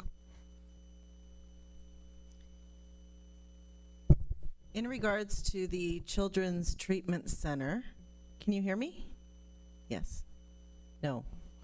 Yes. Okay, great. So in regards to the Children's Treatment Center, the program has changed in the sense that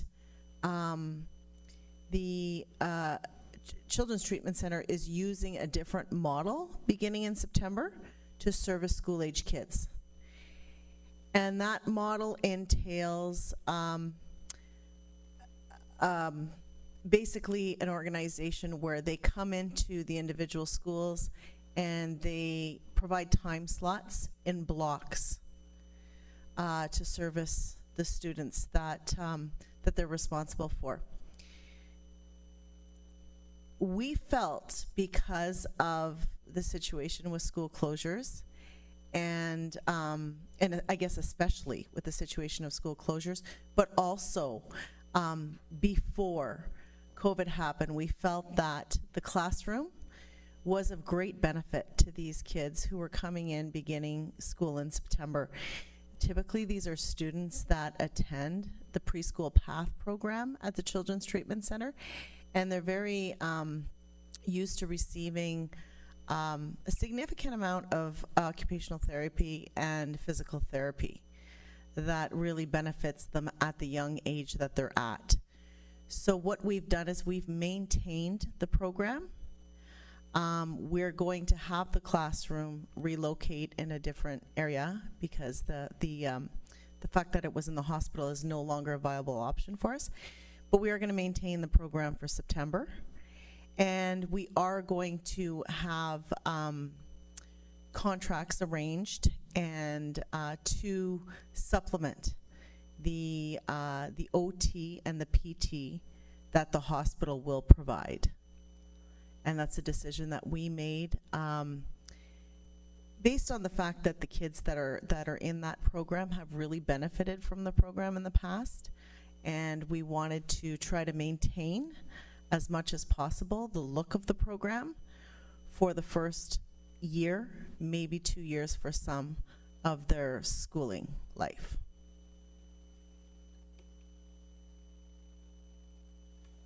Thank you very much. Superintendent Bazinet. Oh, did you have a supplementary? Trustee St. Jean? Superintendent Bazinet? Thank you. For the next section, it's entitled Transfers to the GSNs. So I just want to reiterate, this is not new funding. This is simply the Ministry of Education transferring what used to be provided to school boards as PPFs, or the Priorities Partnership Funds, into the GSNs. So under the heading of mental health workers, that is rolled into the GSNs under the renamed Safe Schools and Mental Health Grant, which was previously identified, and it's remained the same. It's not an increase in value, and for us, it's approximately $292,000 allocation. So there is a question I see. Sorry, Trustee Morrison. Sorry, again, another quick comment through you. This one isn't a question. This one I'm going to applaud through you, Superintendent. This is a good thing with some of these items that are really important to us, including mental health workers, because we've invested in it. We know that has recognized the importance of this. I'm glad to move into the GSN category, an additional specialized fund. GSNs make it more permanent. although they can change weekends at any time, but it's much more permanent than it is some of the supplementary funding sources. So I think this is a good move. If mental health supports have moved into GSN. Thank you. The next component is the experiential learning, which once again was previously provided as a PPF and is now part of the allocation that is the Learning Opportunities Grant. And for the Rainbow Board, that is approximately $128,000.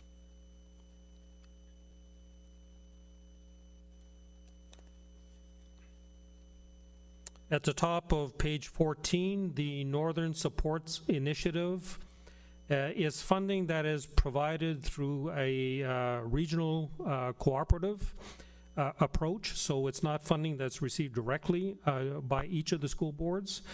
For us, we are part of the regional group, and the banker board or host board is DSB1, which is the Timmins Public School Board.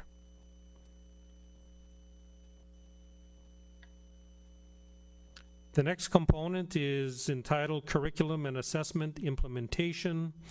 It is transferred, an allocation that is transferred and becoming part of the Board Administration and Governance Grant. It has an approximate value of just under $47,500. And even though it's part of the Board Administration Governance Grant, it's not subject to the enveloping provisions of that grant. Under executive compensation, this amount is used to be provided as a PPF and is now part of the School Board Administration Governance Grant, and for us it has a value of $33,431. Next section is the additional education software licensing, which is a change to the Pupil Foundation Grant. It's a new component, and essentially it's a result of changes where the Ministry of Education used to have licensing agreements, and therefore boards could get software essentially at no cost. They are discontinuing that practice, and as a result they are transferring this new funding into the GSN, and essentially it's a per pupil allocation as part of the Pupil Foundation Grant. However, there's a minimum amount for each board, which is $30,000. Therefore, if your enrollment doesn't generate that amount, they have a top-up component under the Geographic Circumstances Grant to ensure that every school board receives a minimum of $30,000, which is our case. Our amount will be $30,000.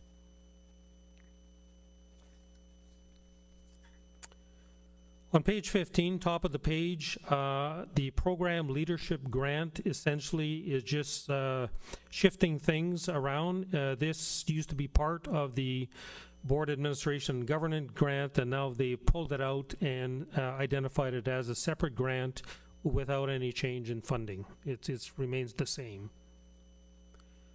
There are a few additional name changes that are listed, and that's really for information purposes only. And we see that once again the ministry changes as time moves forward in terms of some of the definitions and titles that they use for the various components. Next section is the School Foundation Grant. It is the final year of the 4-year phase-in, and trustees will recall previous discussions in prior years whereby they've taken the campus definition whenever the properties are essentially linked. And for us, a prime example is Walden Public School and Lively District, where the ministry views that as an entire campus. Therefore, for the purposes of School Foundation Grant, which provides funding for principal, vice principals, school secretaries, and office supplies, they apply a broad definition and include all the students, and they use the secondary funding formula, which actually is a richer formula than the elementary. Therefore, it's not a loss to us. As well as this has an impact whenever we see our blended schools, in the sense where we have our 7 to 12 where we could see a school like, for example, LaSalle for next year generates fundings for essentially 2 principals because of the elementary component combined with the secondary component. Trustee Morrison? Sorry, I was just doing a thumbs up because that was one of my questions. I remember a previous discussion when we had talked about putting in an additional administrator at LaSalle because of the 307 and 8s moving in. So I'm hearing that that is going to happen. Yes. Thank you. The other component, or the next component, is the retirement gratuities. And, oh, there's another question, Chair Dewar. Trustee Cosmerly? Thank you. Through you, Chair Dewar. Just a question about Chelmsford, the school in Chelmsford that will be combining the kindergarten to grade 12. Would this impact this just talking about, would that impact that? Yes, it certainly has a similar effect where the combined elementary and secondary components provides a certain level of funding, which once again, in this case, provides funding for 2 principals. So, thank you. You're welcome. Oh, other question? Trustee Gibson? Thank you, Chair Dewar, through you to Superintendent Bazinet. So just to clarify, you're saying that by combining the schools into the campus approach, we are seeing an increase in funding that leads to the ability to be able to hire an additional administrator? Because the reason I'm asking to clarify is because I don't remember that ever mentioned as a benefit when we looked at making these sorts of changes. It was always about the benefit to the students of being near older peers, etc. So can you just clarify that for me, please? Essentially speaking, this is a resulting impact. It was not, when we recall, part of the accommodation review as rationale, but it's as a result of changes that the ministry made that just happened to coincide with some of our decisions. So we are reaping the benefits from a funding perspective. However, it allows the board a certain level of flexibility as it relates to school administration as a whole. But we also have ongoing cost pressures that have always existed under school administration, particularly as it relates to the funding benchmarks for school secretaries versus our actual costs. So again, it helps a situation that's been challenging for an ongoing period of time. Okay, so supplementary comment, if I may. So it's a happy accident that it's worked out this way. It's not something we took into consideration when making these decisions. Is that correct? Well, if we reflect back on the actual reviews were prior to, I believe, these changes being implemented. Therefore, they were not part of the school board rationale for consolidation and accommodation needs as we move forward. Supplementary, if I may. So you just mentioned this was part of a 4-year phase-in. So you're saying that it just came in the 4th year part of the phase-in and we weren't aware of it earlier on? No, it's been ongoing since it's been phased in. So we have seen that when we looked at the funding levels, which are enrollment driven on a school by school basis, where at one time, for example, Walden Public School would generate, a principal, a portion of a vice principal, school secretary, is now all combined with Lively. That's been ongoing since the introduction. It's just they took a phased in approach. In 2020, September 1st, 2020, is the final year of that phased-in approach, so it's fully implemented. Thank you.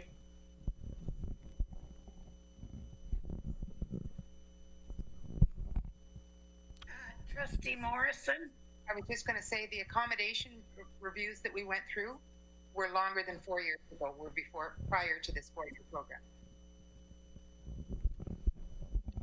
Yes, it was in the spring of 2017 when the decisions were made by the board. Thanks. Trustee Gibson? Supplementary, if I may. I'm sorry, just my understanding was the reason for the review was because of this change to the way of funding. So you're saying this wasn't announced before our accommodation reviews took place? When we reflect on the rationale for the reviews, it was driven primarily at the time by unused space in our schools and other funding changes primarily in the area of facility services. It was the top-up funding that existed, and we lost significant dollars as a result of that ministry change, which was forcing boards to re-examine the amount of unused space it had throughout its system. That was the primary driver at the time. Thank you. Thank you very much. Dennis? So retirement gratuities, once again, this is upcoming next year is the 9th year of a 12-year phase out of the retirement gratuities. And trustees will recall that that change occurred in August of 2012, where essentially there was a valuation of obligation on the part of school boards. And since that time, there's been a reduction in the benefit funding benchmarks, which is ongoing for a few more years as well. The next section, in terms of capital, essentially good news in that the ministry is continuing with the school condition. Interrupt you, Dennis. Oh, my apologies. Has one more question, I believe. Through you, Madam Chair, just a quick comment again on the retirement gratuity stuff. And we've got to remember the board that is in a good financial position in terms of our future obligations on retirement gratuity. Not only have we budgeted enough money in the past, but we have a reserve set up to make sure that we can meet all our obligations to our staff. Thank you. Thank you very much. Thank you. President.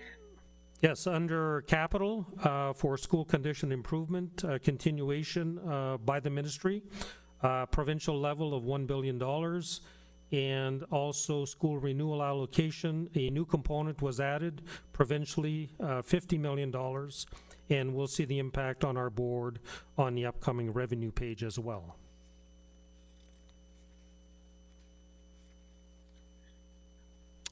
So moving on to page 16, this is a listing of the priorities and partnership funds that have been announced to date.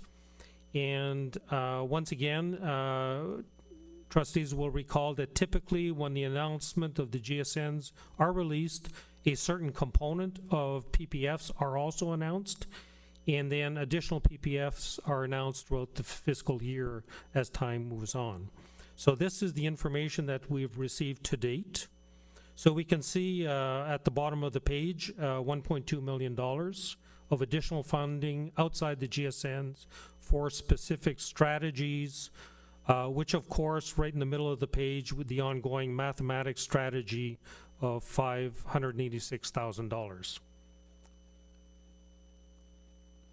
So I do see a question, Trustee Dewar. Trustee Morrison. Dennis, are all of these enrollment based? So all of it's getting split up by enrollment? No, essentially this is not necessarily enrollment driven. There may be components within some of them, although I can't recall at a detail level which components are where. Thank you. My area of interest in particular for raising this is around support for students on the autism spectrum who have ASD. We've already missed the service about 3/4 of the identified kids in the greater Sudbury area. So when we split money for support for autistic kids, we're servicing 3/4 of them, and if money is just split by enrollment, we are nowhere getting our proportional share of the services that are required and that we do provide to the community. Thank you. Thank you. So we will move to page 17, which is the personnel complement. And this is the format we've adopted over the course of the previous presentations. On the left side, we list the various categories of employees. And the first column reflects the current year, so the 1920 actuals.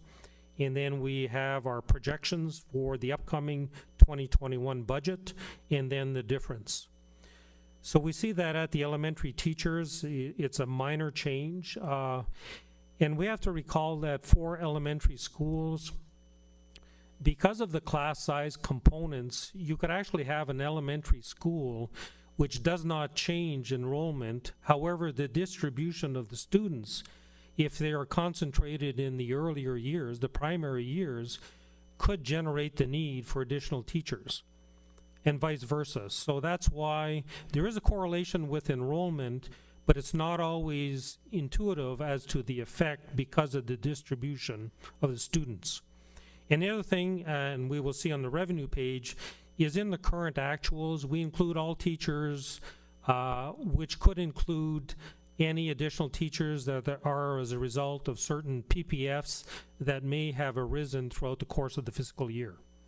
So again, it's not really equal footing at this point in time. We could see additional changes as additional PPFs are announced if there is an FTE component with a particular PPF. For secondary teachers overall, slight decrease, just under 4. Certainly secondary teacher staffing is a very complex matter. It has many components. It is primarily driven by course codes, but there are a variety of specialty teachers associated with the delivery of secondary school programming, whether it's in the area of special education or Indigenous education or others. So once again, closely related to enrollment, but not always intuitive. And we do see also sometimes the need when we do our revised budget based on what happens in September, adjustments both at the elementary teacher level as well as secondary teacher level for semester 2 as well as a little bit semester 1. We see no change for our classroom consultants coordinators. For school principals, we see a reduction of 1 as it relates for the closure of Chelmsford Public in terms of an FTE position.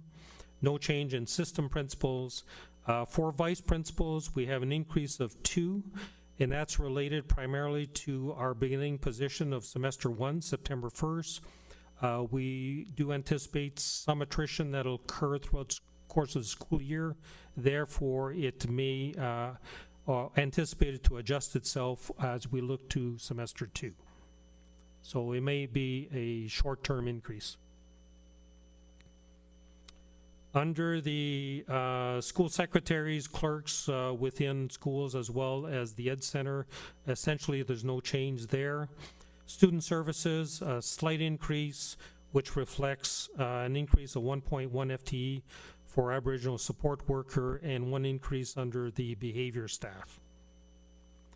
For early childhood educators, typically this time of year, because of our conservative elementary enrollment projections and looking at distribution, we have a decrease projected. However, chances are a component of that will occur in terms of leveling off or additional early childhood educators as we adjust in our September timeframe once we see our actual component of students.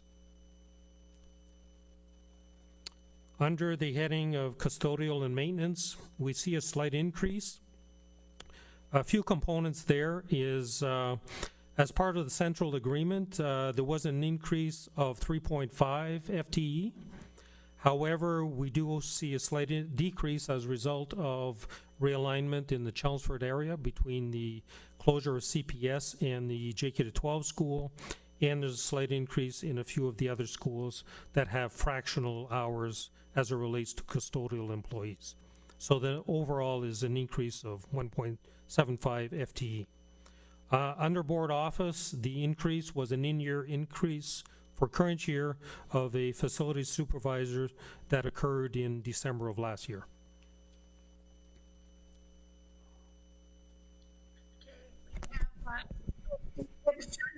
Trustee Morris. Did you call on me, Madam Chair? Trustee Gibson. Oh, sorry. And then, Thank you, Madam Chair. It was difficult to hear.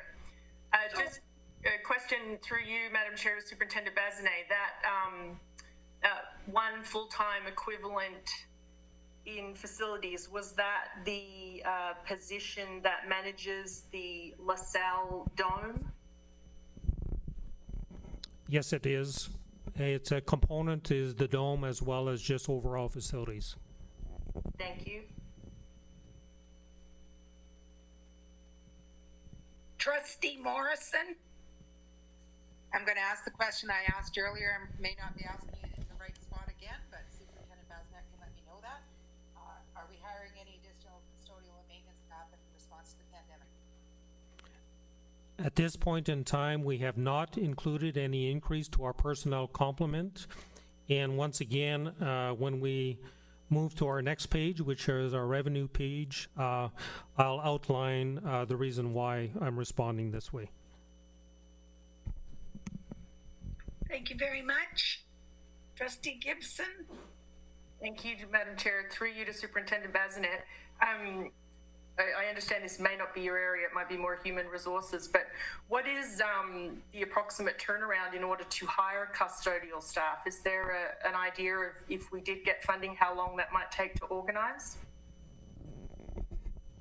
Essentially, typically within the ranks of custodial division is we have a certain employee group of casual employees who don't have any guaranteed hours.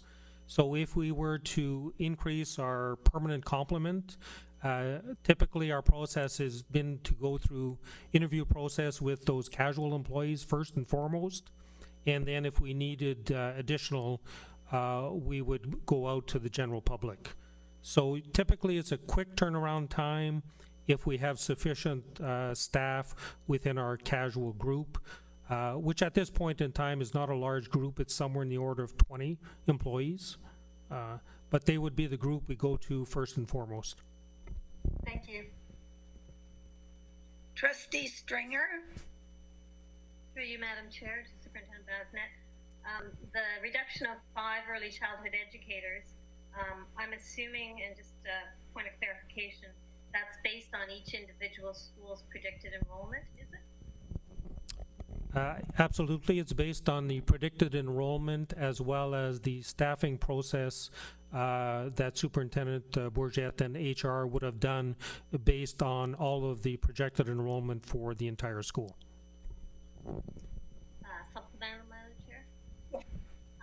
So that would, if those are conservative numbers, which is the appropriate thing to do, I'm just wondering, we have a pretty good turnaround, do we, in terms of having those people available? I'm just thinking of the fall. I know that those numbers can change on a dime very quickly.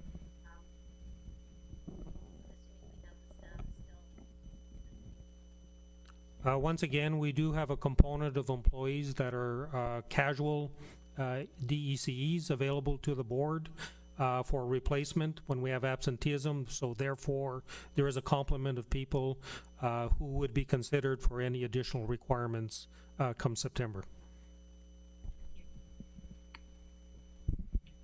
Thank you very much. So we will now move to page 18, which is, of course, one of our main pages throughout this presentation, which presents the revenue picture for current year, which is revised estimates, and the projections for the upcoming 2021 fiscal year and the comparison. So what I would like to do at this point is draw your attention actually to the bottom of the page. Not the total revenue, but just above it, we see the title Accumulated Surplus. And the middle column, under the 2021 budget, we see the number $753,000. So that is a projected draw or reduction of our accumulated surplus reserve. And at the revised budget presentation, which was at the end of January of 2020, we estimated at that time that our accumulated surplus reserve was in the order of $6.9 million.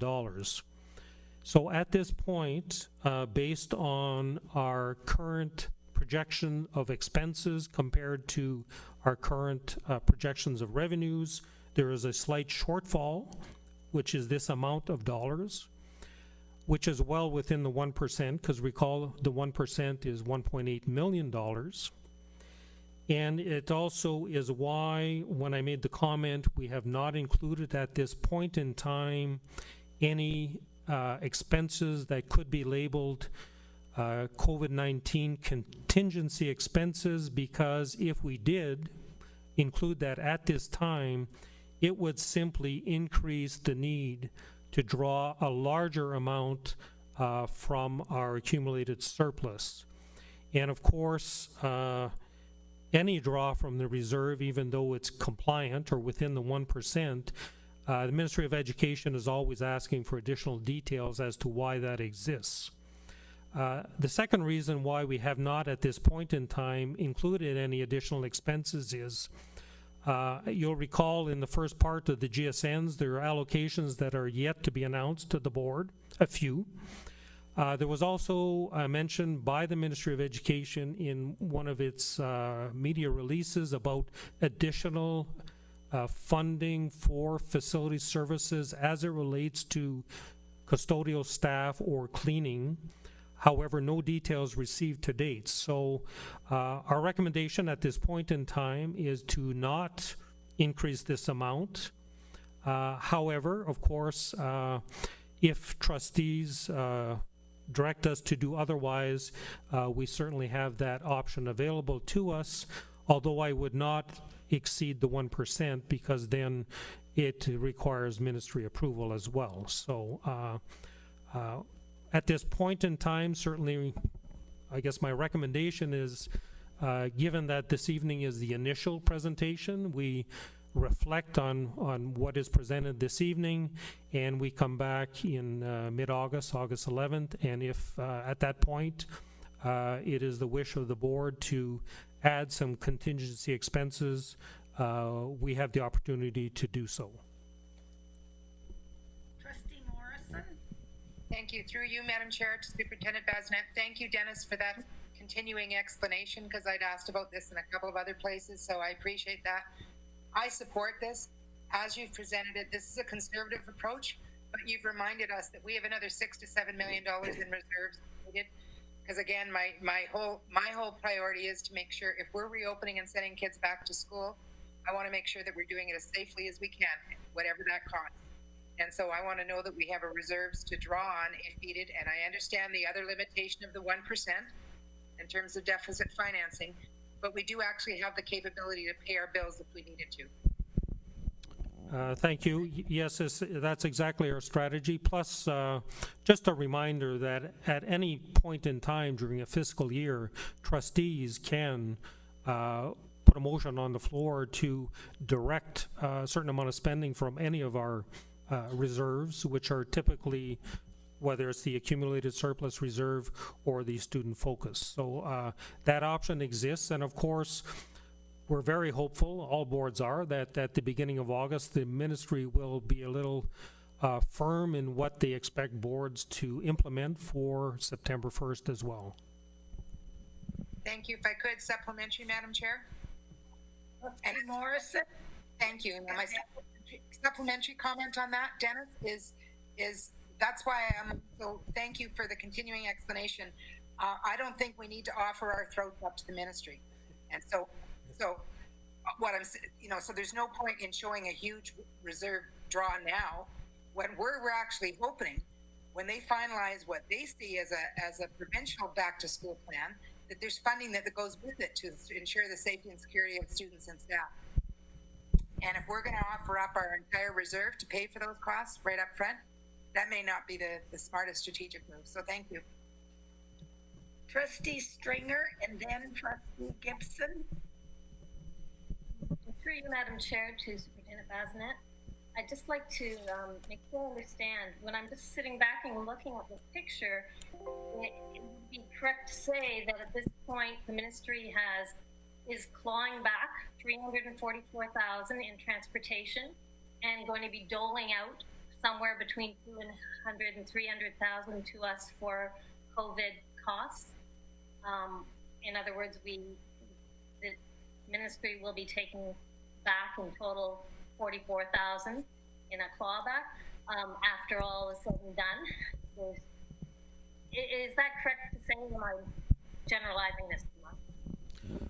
Well, essentially, what you're saying is correct. However, I think we have to separate the fact that the reduction in transportation or the clawback is in the current fiscal year, whereas what we are looking at now is into the next fiscal year. However, the impact certainly is whether or not we would end up the current fiscal year in a surplus or deficit position, which rolls forward one way or the other. So yes, they are related, but again, things may change between now and even mid-August. Thank you. Trustee Gibson?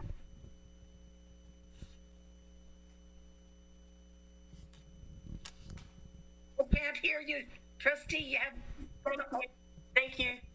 Thank you, Chair Dewar. Thank you to Superintendent Bazinet. Earlier in the meeting, during the operational update, the pandemic operational update, you went through a list of supplies that we either had or were ordering, the 3,000 bottles of sanitizer, the disinfectant wipes, the gloves, the masks. So some of those things I believe were on order. So do you have a ballpark figure of what all that is going to cost? I know you haven't put it in this draft budget document, but do you have that figure available? Once again, no, I don't have that figure available as we speak this evening. And again, the supplies that are on order are expected to be delivered prior to August 31st. Therefore, they become an expense in the current fiscal year, whereas what you're looking at now is projections for the next or upcoming fiscal year. So 2 separate fiscal years. Thank you. Supplementary, if I may. So there is no projection available of what we may need for the next fiscal year? Are you referring to projections as it relates to quantities of PPE or dollars or both, I guess? Dollars. So our starting position at this point in time would be when we start the new fiscal year, essentially the budgets are replenished. Therefore, we would be ordering our next order of PPE from our existing budgets, which would be facilities budget, health and safety budget, which are starting over September 1st. And if we get additional funding announced from the ministry, then we would redirect or use those funds for additional PPE as we move forward. Okay, thank you. And supplementary, if I may, I guess it's more of a comment. I feel like everybody's playing a giant game of chicken here. We won't say what we need to cover the costs. The ministry won't say what they're going to give. I just feel like we need a number to have an idea of what we might need to spend in order to get that information to the ministry so they have an idea of what to provide. Sitting back and waiting and just seeing what they come up with doesn't seem to have worked so far. So that was just my comment. So, and I would like to also add the comment that until we can know exactly what the picture is going to look like, the return to school, how can we know what it's going to cost? So we're in a catch-22 at the moment. I absolutely agree with our staff that are going safety first, and I know that's what the ministry is going to come up with. So, but they have to know, and as we move forward, we have our heads in a guillotine that at any point in time, if the COVID rears its ugly head, we're right back to square one. So I think we have to, there's planning that can be done, and there's planning that we have to wait to do. And we can't give, or I've, on the calls from the minister, it's amazing the questions that are being asked. And the bottom line is, we don't have any crystal balls. It's all going to depend on how we handle the health issue in this province and in Canada. I mean, it could all blow up in our faces, and we have to be ready for that too. Trustee Morrison. Just another quick comment, and I'm going to build on what Trustee Gibson was saying, because it's been some of my concerns as well, is that just off the top of my head, if, for example, we had to maintain social distancing just during transportation, roughly that means we need double the amount of buses plus additional booth supervisors, and things like social distancing if we had all kids back in school. Again, just off the top of my head, most of the city schools are either close to capacity or very near to it. It's only the schools, for example, in Manitoulin or Manettville, that have 50% excess space, where you could split the class in half. You still have to hire the double amount of teachers, because you still have teachers having to teach in those classes. So there's all kinds of potential huge dollar impacts here, which I'm sure the province is concerned about as well. But that's why I asked my last question several questions ago to you, Dennis, about are we at least tracking this by a project code or something, so we're able to identify. In the end, whether we paid for masks out of the health and safety budget or the spec ed budget, we have a way of recognizing and recording exactly what the pandemic response is to.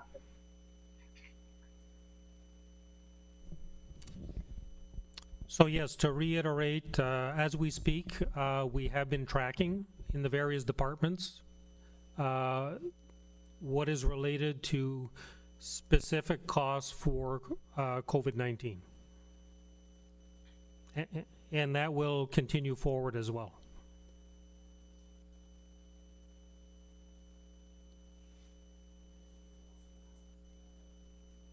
Thank you.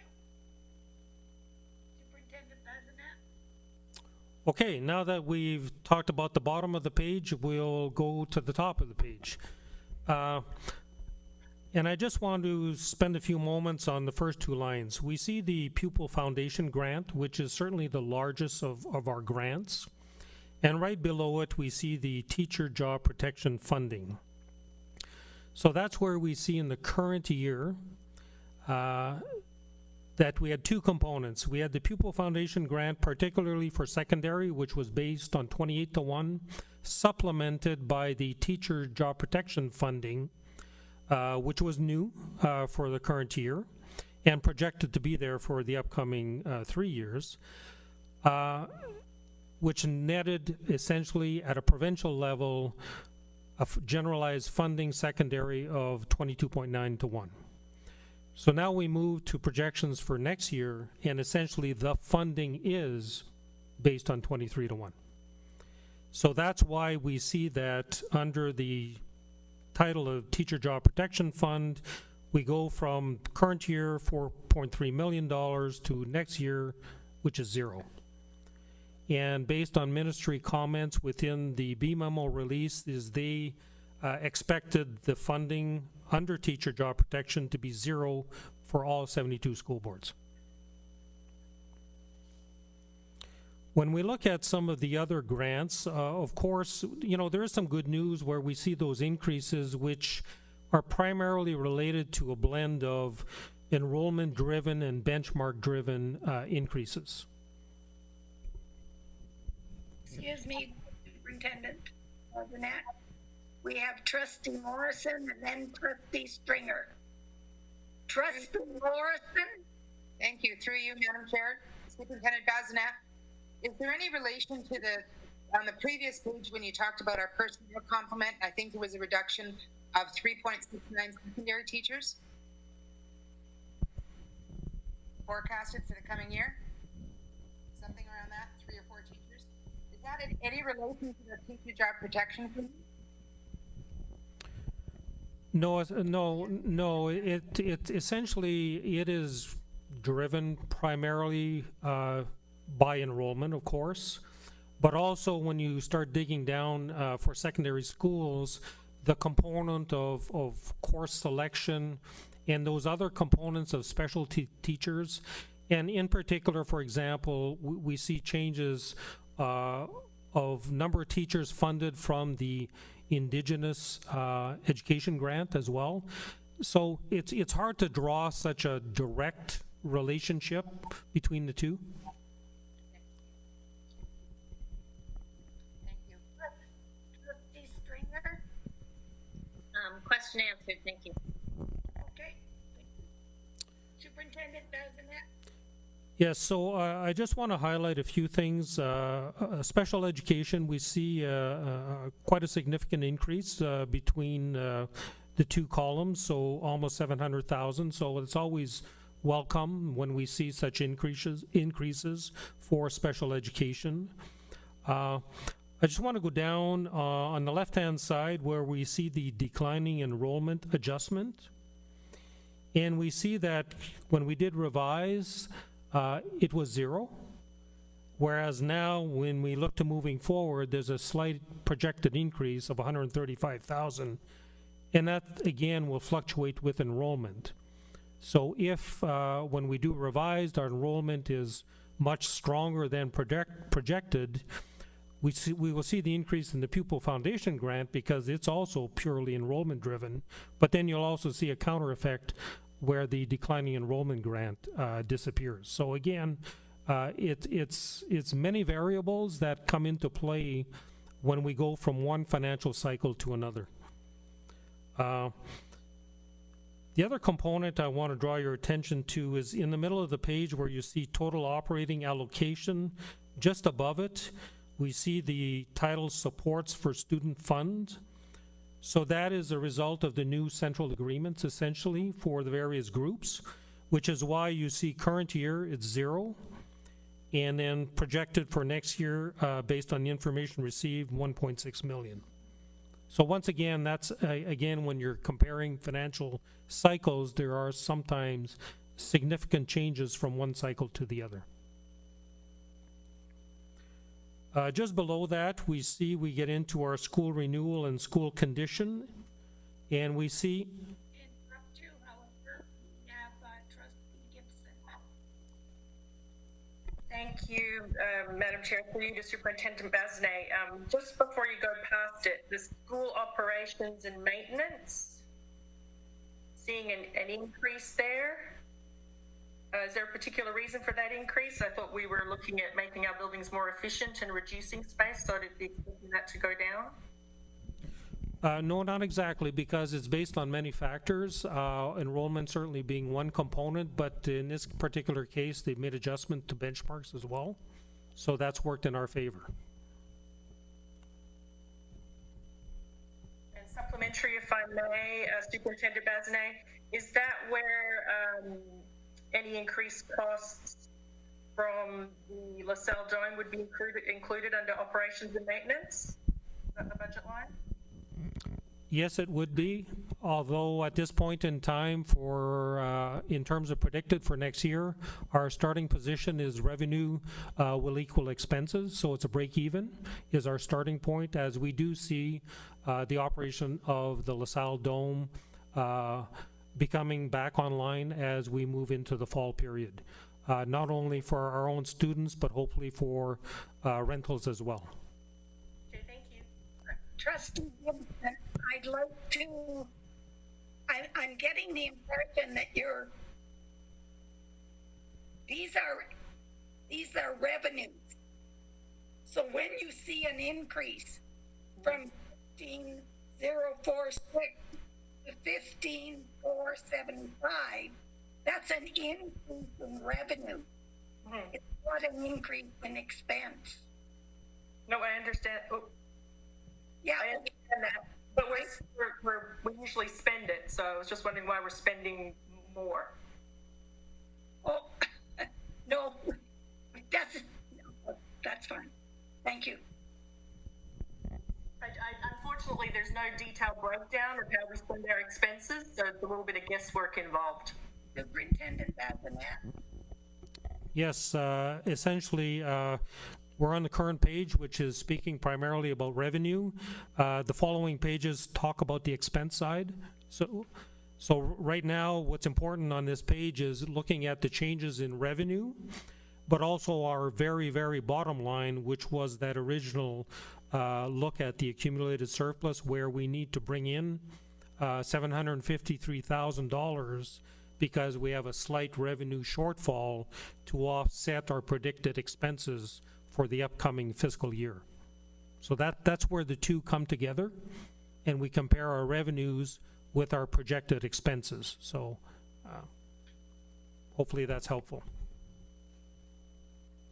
I was into the section of school renewal and school condition improvement. So we see once again at this point predicted increases based on information received. Certainly school condition improvement, which is major capital, an increase of $774,000, which is a welcome addition. And as we move forward, we'll be bringing additional information as it relates to capital projects in the upcoming board meetings.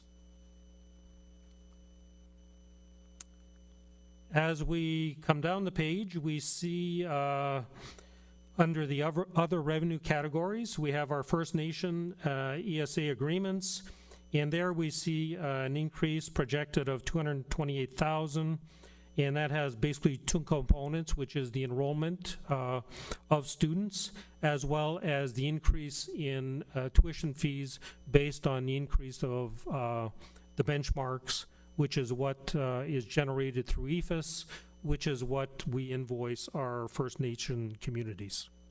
So again, it's driven by the ministry benchmarks and enrollment.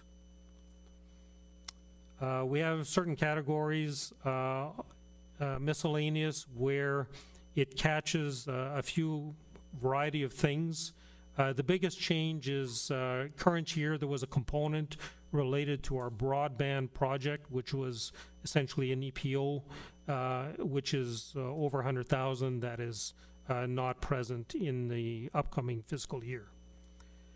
Next line is the priorities and partnership fund, and that's where once again we see in the current year $2.2 million, but what is announced to date is $1.2 million based on announced GSN and PPFs.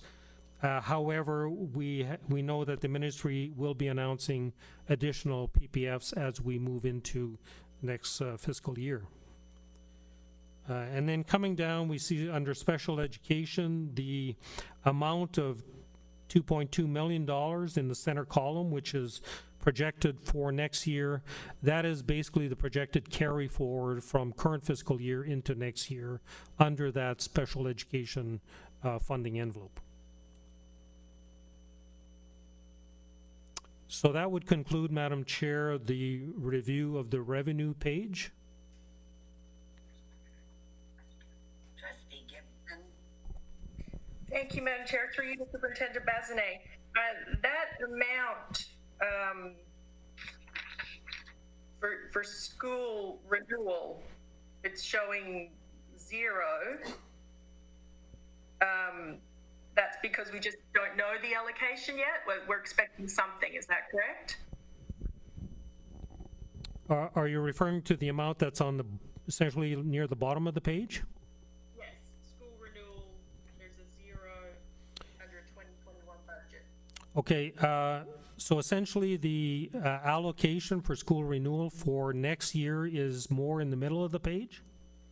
What is on the bottom of the page is usually the various reserves that are there that move forward into the next fiscal year.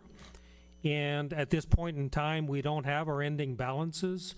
The only one that we spend a little bit of time on in projecting is the special education because of the value. So typically you will see amounts for those various reserves that are on the bottom of the page show up in our revised budget because we get our starting balances when we do our year-end fiscal update to the board, which is November, December. So again, that's as money moves forward in terms of reserve balances from one fiscal year to the other. And supplementary, if I may, have we received $1 million that was promised to us from the Fabio Valley Foundation towards the LaSalle Dome? Reflected on here? It is not part of next year's fiscal year. We're talking, that's a question for the current fiscal year.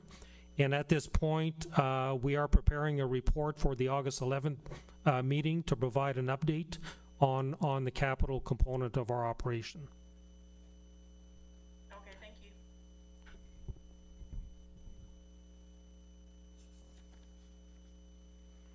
So we will move to page 19, and this is where we have the high-level summary of our expenses in the broad categories, and we see those categories mainly salaries, employee benefits, and once again we see that that's a value of roughly $157 million, which is like 74% of our operating allocations. So once again, this is where it's broken down on the expense side of the various categories of spending. And that's also just above the total expenditure amount. We see the education program other, which is the PPFs, and that's that 1.2 million, which coincides with the value shown on a previous page. The next page is also a page that summarizes our expense, except it's by function code, which is essentially defined by the Ministry of Education. And once again, we see the breakdown, and that's where it's clear to see a few components, namely the transportation valued at $14.4 million, which is of course a significant cost to the board. And that's where at this point in time, that's based on a normal fiscal year and based on information received in early August. If the grant does not change, we could see the expenses need to increase as a result of whatever happens for the school reopening. And the very last page, page 21, is just a summary of the reporting dates. So that's where we see that at this point in time, August 19th is the date to file through EFIS our estimates, which is our budget estimates with the ministry. And then we have the month of November, which is the financial statements, and December is the revised estimates, and then next May of 2021 is the September 1st to March 31st financial report for the ministry as well. So that, Madam Chair, concludes this evening's report. On a go forward, I guess, given that you recall on the cover page, we have additional meetings set up, August 11th being the next one. At this point, would recommend that if there are any questions related to the budget, as trustees go back and reflect and examine the document that was provided, that those questions be emailed to Heather Thurkel, who will act as a coordinating person to capture the information so that we have an opportunity to review and report back to the board at the Strategic Planning Committee meeting scheduled for August 11th. Thank you. I thank you very much, Superintendent Bazinet. Moving on. Oh, there's a... Trustee Morrison. Just a quick comment. Thank you, Dennis, and thank you to all the staff in finance, because really this has been, for many reasons, one of the most unusual years, including the fact that you only received GSNs, what, two weeks ago? So you got this all ready for a couple of weeks, Dennis. I thank you, and thank you to all the finance staff and everybody else that the information that you based this on. Thank you. Thank you very much.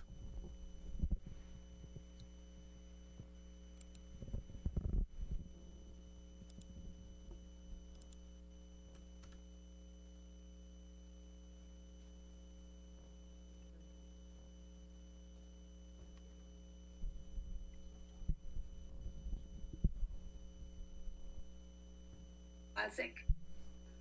Okay, thank you, Chair Dewar. At this time, I'm going to ask that Superintendent Noble present the parent-student survey staff results.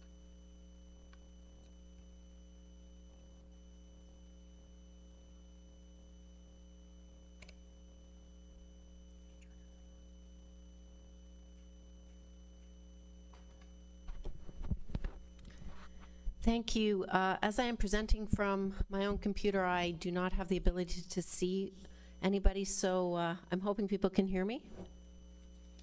Yes. Okay. So good evening. I welcome the opportunity to share our survey results. Once again, we received input from 2,500 parents and guardians, close to 600 staff, and over 850 students in grades 7 to 12 on 3 key topics: distance learning, the reopening of schools, and mental health. The survey was open to all families from Rainbow Schools, from JK to grade 12, students from grade 7 to 12, and all staff. And once again, it was accessible from June 22nd to June 30th. The data gathered was the starting point for the reopening plan. Consultations subsequently occurred with principals, public health, the Transportation Consortium, 3 federations, and our coterminous boards, and we are grateful to all for their input. Tonight, I will share data and feedback from parents, students, and staff on the reopening of schools in September, which is our primary focus. 2,691 parents responded to our survey. In particular, when parents were asked if their child would return to school, 66 responded they would, 26 responded they were unsure, and 3% responded that they would not.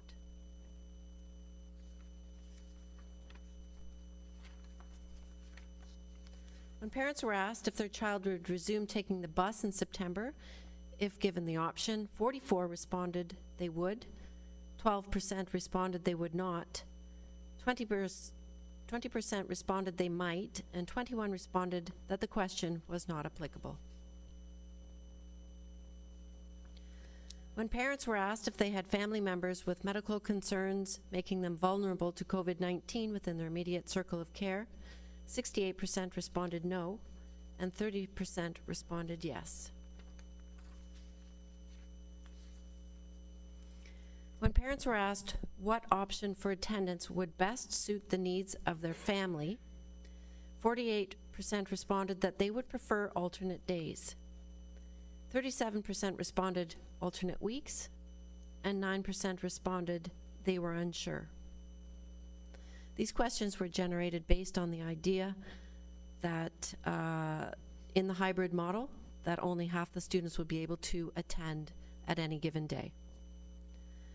Parents shared that their top concerns for returning to school were the ability to manage safety and infection control, and also the availability of childcare. As you can imagine, many parents recommended that schools open fully. As well, many others recommended that schools remain closed, with ranges of recommendations in between. Parents also recommended that schools reopen with scheduling consistency. If schools resume with students attending on alternate days or weeks, they asked that we make sure that siblings are home on the same days so that they can be home together with younger siblings. Parents also expressed concerns regarding screening, contact tracing, technology, mandatory notification to the school board if a member of a child's family contracts COVID-19, mandatory quarantine if traveling, mandatory testing on a rotation for staff, appropriate cleaning routines that are audited for compliance and effectiveness, ensuring HVAC systems in classrooms facilitate appropriate air exchange, providing PPE for staff and students as required, recognizing that that might be impossible with small children, and class sizes that would allow for safe social distancing and ensuring items aren't shared between children and that they are cleaned regularly. When parents were asked if they had childcare available for non-attendance days in a hybrid model at school, 30% responded no, 29% responded yes, 28% responded that the question was not applicable, and 6% responded they were unsure.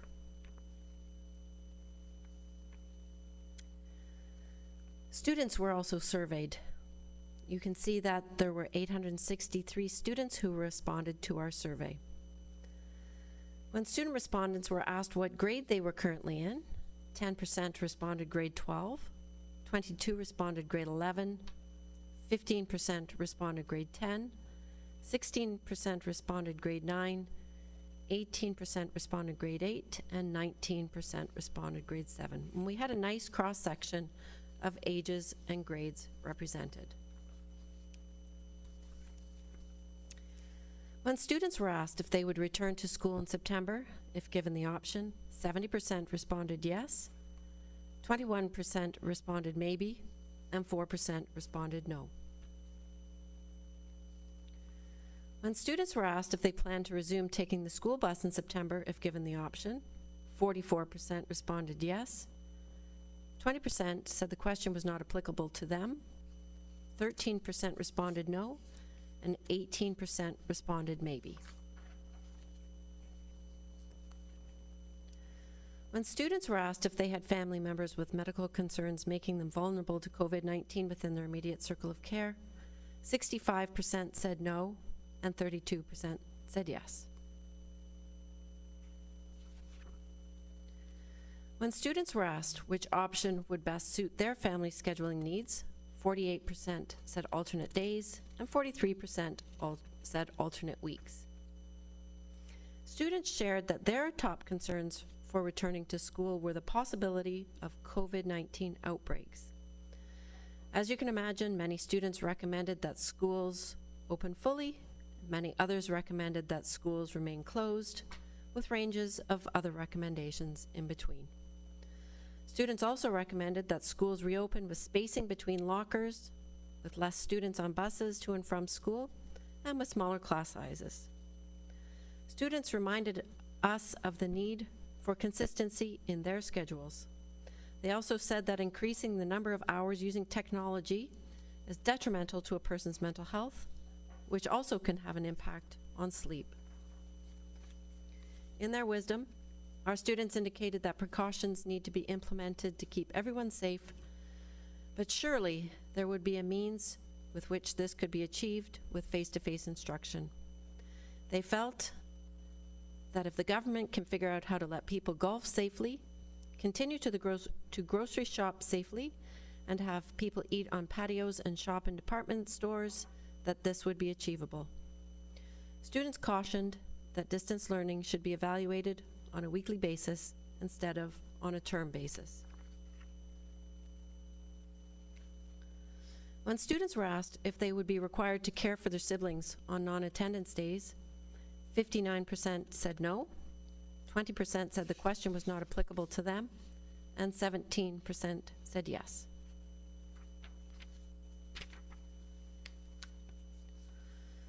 When staff were asked what option for attendance they felt would best suit the needs of their students, 54% responded alternate days, and 36% responded alternate weeks. Many staff recommended that schools open fully, and many others recommended that schools remain closed, with ranges of other recommendations in between. Many felt we need to go back to school every day with all students and put additional safety measures in place. Staff shared that students with special needs do not get equitable education through distance learning, and that many of our kindergarten students come to school already with very little language, and they need to be at school to learn language and self-regulation skills, and that being away from peers is not good for our young people's mental health. Staff also made a number of recommendations, including that classes with 15 students or less be allowed to attend at school every day, and that there be strict sick policies in place. If a student were sick the night before or all weekend, they should remain at home for at least 48 hours before returning to school. They also recommended that digital thermometers be available for every grade. Staff expressed concerns that teachers will be asked to teach both online and in the classroom, and the opposite, that we have technology in place to film classes in person and live stream them, so students who are at home can still participate in real time. Many recommended that we hire more cleaning staff, that classrooms without sinks should have portable hand washing stations, that we enhance ventilation systems, that we make PPE available and provide clarity around shared materials, and that we have a nurse come to the school every other week for COVID testing, noting that nursing homes get tested every 2 weeks. Other staff recommended hand washing stations outside or at the entrance of schools for use before entering school and when transitioning to a new room or activity. That masks be available for students and staff, that we have designated areas outside for students to play with only those in their classrooms, that we teach children proper hygiene rules, including how to clean their workspace before and after eating and after blowing their nose or using the washroom, that we educate parents on the importance of continuing with education during school closures on how to assist their children with their learning, that there be designated doors with protocols for entering and exiting school, that there be staggered use of lockers in hallways and tape on the floors to mark social distancing, that teachers provide lessons on empathy and sympathy to children to better understand different reasons why people feel and act differently regarding COVID-19, and that we have a greater focus on math and literacy, incorporating other subjects into these 2 main areas of learning. There was also a recommendation that clubs and sports teams restart as soon as possible. And that brings to the end a report on the survey of parents, students, and staff, feedback on the reopening, potential reopening plan for Rainbow Schools. I'd be happy to take questions at this time.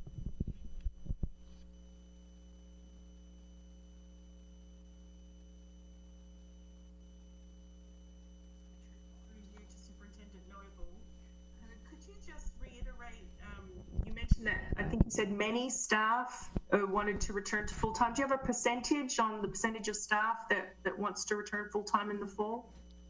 So it was difficult to calculate percentages because these were open-ended questions. So there were pages of statements by teachers. I tried to draw trends, but I certainly am unable to draw percentages. Okay, thank you. Trustee Morrison? Thank you. Through you, Madam Chair, to Superintendent Noble. Thank you, Judy. And your face was frozen on the screen for all of us, and all I can say, probably in a big, beautiful blue eyes I was looking at there for about. Sorry. No, it's good. Anyway, thank you for sharing the results of that survey. It was very enlightening, and I'm sure most people hearing this are reacting the same way I am. That a lot of it are things we've either experienced ourselves in terms of some of the anxiety and the concerns, or have been asked about, or have talked to people about, or it's on social media. All of these things anecdotally make sense to me. And if I can say, all of them were enlightening, the input from every one of the groups. But I particularly love the student input, I have to say. And on some of the major patterns I see in there, just from listening to you recount the summary data, I see consistent inconsistency. If you get what I mean. I'm seeing a lot of questions that are answered 1/3, 1/3, 1/3, like, which to me is a sign of some of the stress and anxiety of the unknown. We don't know. But what I am hearing is a message that you've heard from an awful lot of us here today is safety, and safety of kids and staff is first and foremost. And a lot of concerns are related to that. So thank you very much for sharing that. I loved hearing that. Thank you. You're welcome. Thank you very much.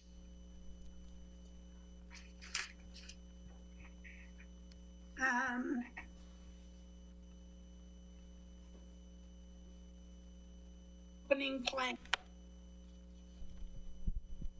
I'm sorry. Yeah, that's right. Okay, I heard some other. Okay. I'm going to call on Director Blazik. Thank you, Madam Chair. And so some of the stuff that I'll be alluding to, some of it will reflect the consultation that Superintendent Noble had completed earlier this year as well. So the reopening plan, okay? So I'm going to put this through by it in terms of a narrative, okay? Because there's some chronology here that needs to be highlighted in terms of where it starts, and that is what were the ministry expectations and to where we are now. So just recall that in mid-June, Education Minister Stephen Lecce advised school boards to plan for 3 models of instruction when the school resumes this fall. One was the normal school day routine with enhanced enhanced public health protocols. The second was at-home distance learning. Of course, the third, an adapted delivery model with both in-school and at-home learning. Sometimes this is referred to as a hybrid model. He also indicated that school boards would decide which model to use in consultation with public health in response to cases of COVID-19 in the communities that we serve. He also indicated in mid-June that he expected the school year to begin with the adapted model. Now, what does the adapted model offer? It's a modified school day, so the routine is different. So based on guidance from public health, the adapted model promotes physical distancing, enables contact tracing through smaller cohorts, but it also includes the following. It limits the number of contacts between students and staff in elementary and secondary schools.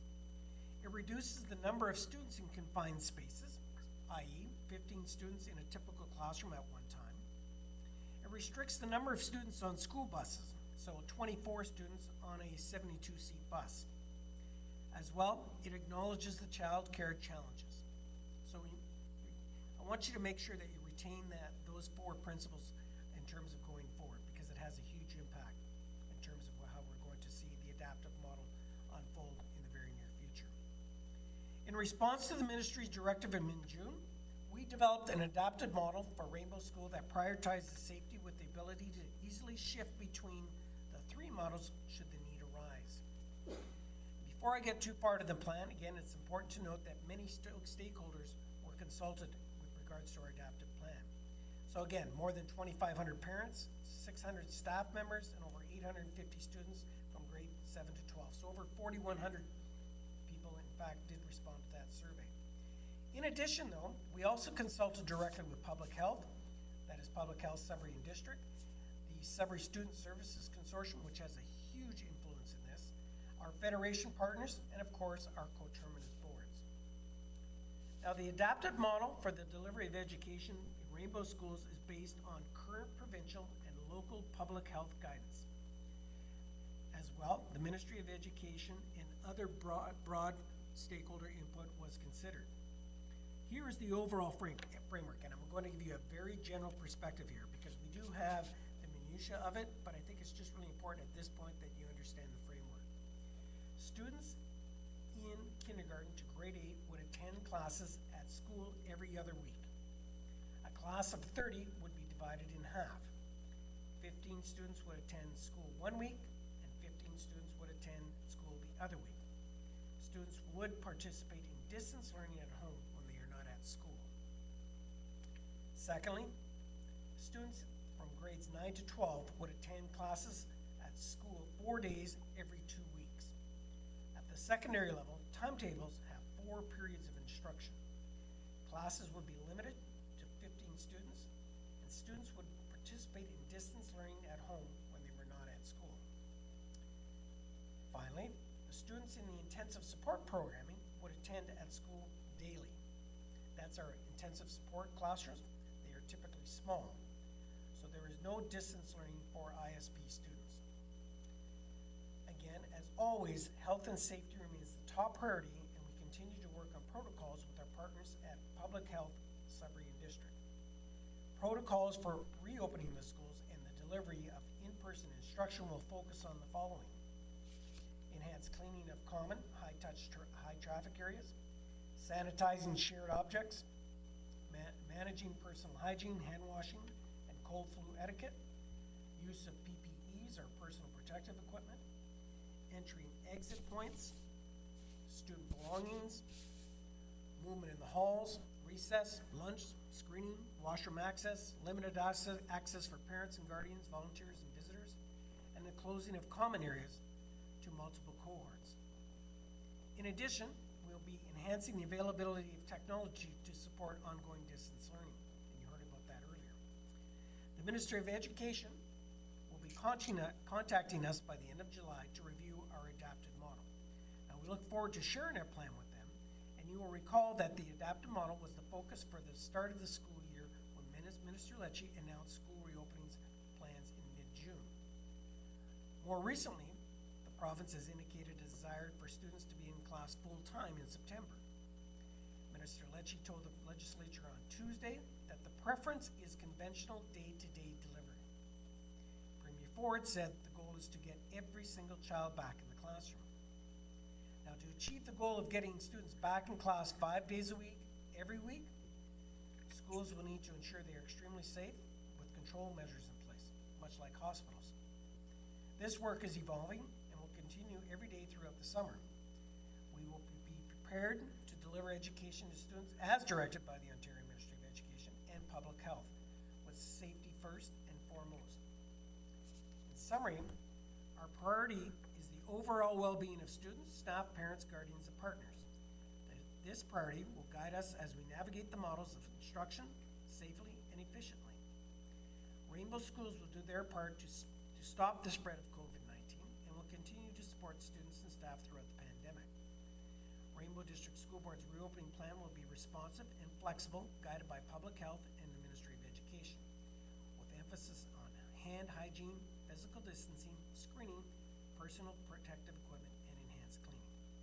So let me reiterate. For elementary school, students would attend every other week, based on our plan.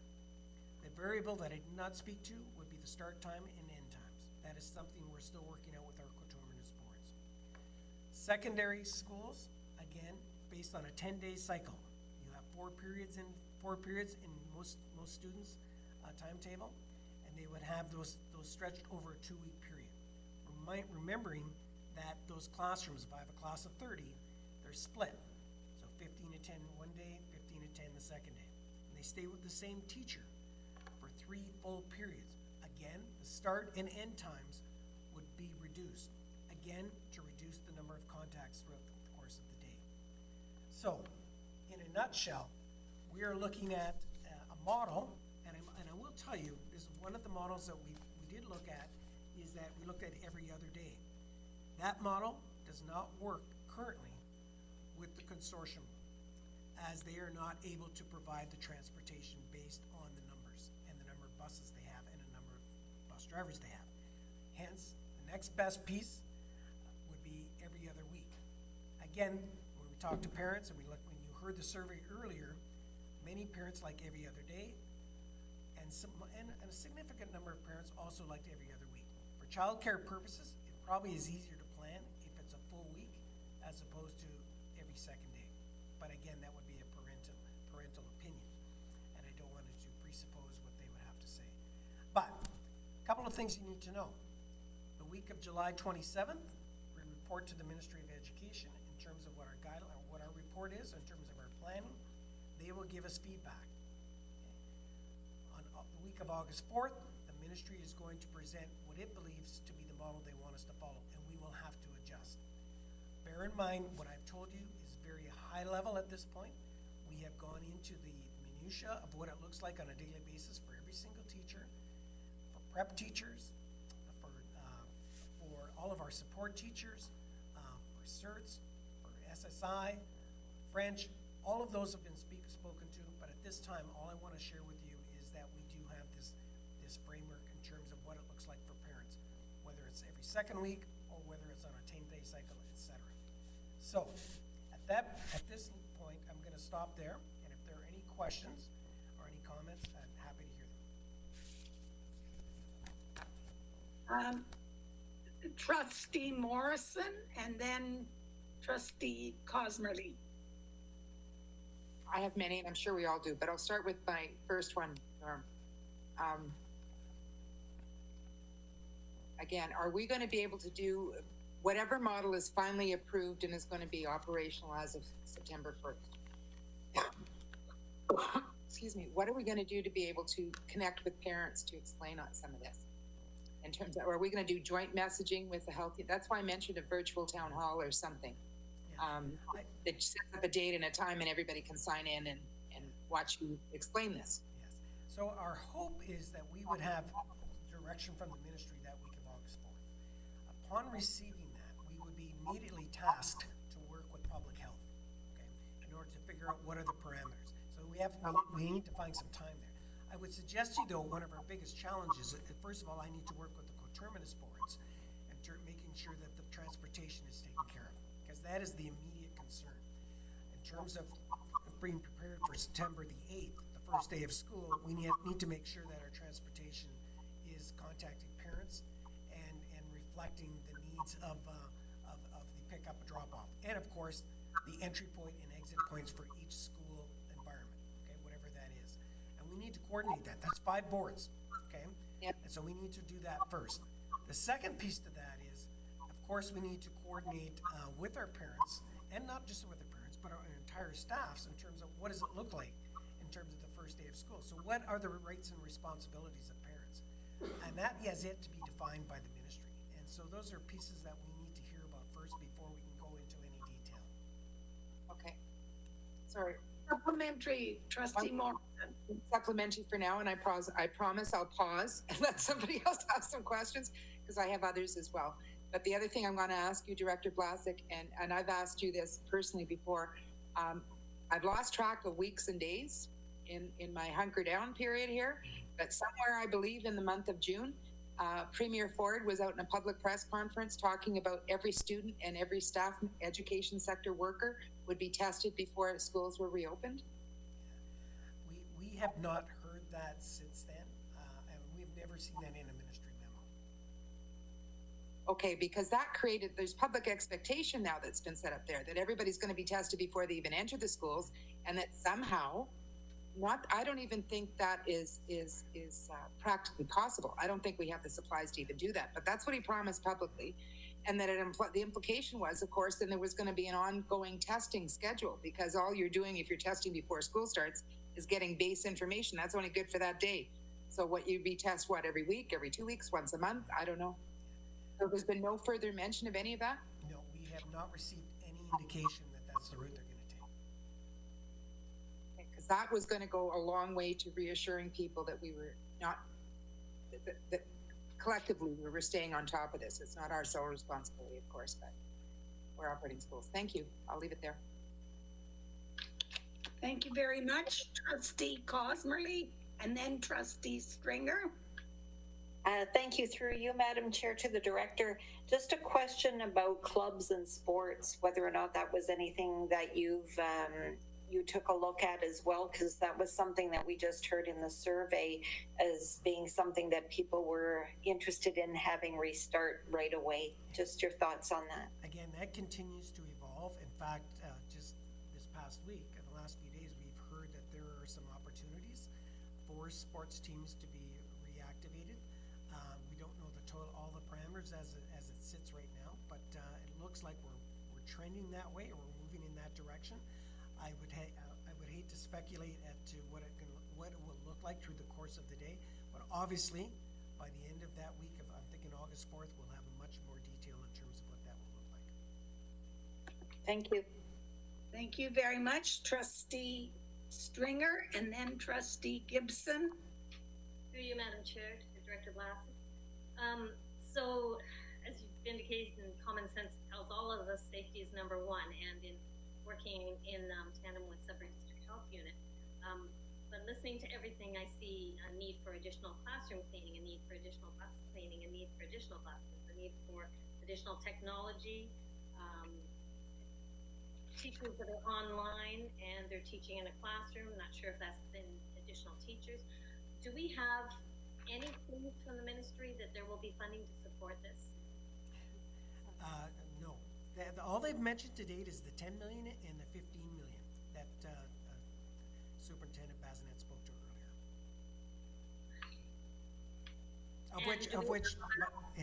Sorry? Do we have a backup, supplemental, Madam Chair? Yes. Do we have a backup plan for what that looks like if the funding doesn't come through from the ministry? Well, I would suggest to you that we've already started that process in our current budget year, and you heard the Superintendent Bazinet speak to the purchasing of various PPEs, et cetera, and technology in anticipation of what it's going to look like in September. So we have already started that, and we are very hesitant to, when the ministry makes an announcement, unless it is explicit in terms of what is being purchased, and we see it in the whether it's through a PPF or an SSF, we would see it as our responsibility to go out and ascertain whatever it is that is required to move forward. The ministry in the past has made announcements, and we've had to read into some of those announcements. You will recall somebody mentioned about the iPads. That was very challenging for us because that was, it was inferred that those were available to school boards, but that were at a cost. Okay, and all they did was they acquired the rights for a fixed dollar amount per iPad, and so that was not exactly communicated the way we thought it would be to the communities. Thank you. Thank you very much. Trustee Gibson? Thank you, Madam Chair, through you to Director Blazeg. Just first of all, a very quick comment. We do have a lot of people watching along at home, and if we could just be mindful of our acronym use, because some people may not know what we're referring to. So I just wanted to mention that. But my question is around, at the beginning of your statement, Director Blazeg, you mentioned the 3 models, and you only went into detail really about the adaptive model. So could we get some more information around the full-time model with enhanced protocols and the fully remote model? Would there be enhancements to the fully remote model, or are we looking at the ad hoc, what we put together, obviously in the emergency situation? Have we done any more work on enhancing that model? Because I mean, the reality is we don't know how long we're going to be in this situation. And yes, we could go back to school and everything could be great, but within a month or a couple of weeks, we could be back to fully remote. So I'm very interested in how we might be looking to enhance that model. So the two biggest things as it relates to, let's say if we're looking at the current model. So when I say the current model, that means the distance learning model, the one we've just completed. 2 things there. One is that we would be changing a platform at the secondary level in terms of we'd be going to D2L. Right now, we would still have Google Classroom, but we would be deferring to D2L, which is a much better platform going forward. At the elementary level, we're still experimenting in terms of what it's going to look like, whether we're going to go with the Chromes at a much younger age or not, because we've gotten feedback from parents. For some parents, it was challenging to use the iPads, although we do feel that the Seesaw programming that we were using was quite effective for the most part, but some people struggled with it. So we're reviewing that as well. But probably the biggest change going forward is that the ministry has not put any restrictions in terms of how we are going to be evaluating and what our expectations are for students. That will be a game changer in terms of how we interact with kids, because kids will now have to participate and earn their marks like they have always had in the past. It was very difficult last spring in order to deal with the instructional component in terms of trying to engage kids as time unfolded. The last part, the other model that you're referring to is when we return to normal. Well, the return to normal, there is an expectation that we would have enhanced cleaning. Now, what that means at this point, we're not quite sure, because they could say you're returning back 5 days a week, but maybe that 5 days a week could be a condensed day. It may not be a condensed day because we don't know what that parameter is at this point. Or it could also mean enhanced cleaning only on Sundays, okay, with the idea of coming in on Mondays. It could be that there's no rotary when you're at your school from Monday to Friday, but the kids are there 5 days a week. So it's a lot of speculation in that as well. But we were creating an adaptive plan to look at a model where we would have that hybrid, okay, where we'd have distance learning and of course the face-to-face model. So it's a very, I think it's evolutionary. If you look at the ministry website, if you looked at it what it was in June and compared to what they're speaking about today, it's very different. And the evolutionary process of that is contingent on the parameters that COVID presents to us. And so it's very fluid, and I would suggest to you that all 3 of those scenarios will change, although the last 2 that I just spoke to would not change as much as what we were, as what possibly the adaptive model could be changed. It all depends on what the government of the day decides they want to do. And it may be different regionally. We don't know that. So that's another thing that we didn't bring up either. So we await their input. Supplementary, if I may, it's my understanding that this responsibility has been given to school boards. And when you look around at other school boards, they have very comprehensive written plans, I must say I'm slightly disappointed that this was a verbal update. It makes it very difficult to share the information with stakeholders and parents, and to not have a visual or something to share with them. Now, I understand there's moving goalposts and everything is changing, but we're not that far out. And at some point, you know, decisions have to be made and some basics have to be agreed on. I fully understand that whether we go back to school or not could change the day before, the week before. As I said, it could change a week in, a month in, 2 months in. So that's why it's important to me that we have the 3 plans that the government has asked us to prepare, and that we all have some familiarity with the basic tenets of those plans, which, you know, I just don't feel is being made clear at the moment. So that was just my comment. So with all due respect, until the ministry approves what we present to them, I would not want to put it out in the public's eye, because it will create confusion. And I will tell you, there are certain boards that already have done this and have already been shot down. Okay, and I don't want to create an expectation that we cannot meet. So for example, the Ottawa Carleton Board already presented theirs, and it wasn't looked at favorably by the ministry. And so there are some challenges. I know the TDSB has presented a scenario, multiple scenarios. We don't know where they're going to land. And I will remind you, they have a communication department probably the size of this board. So it's just something that, in terms of, if you were looking for a fancy plan, you're not going to get a fancy plan. You're going to get very much a framework.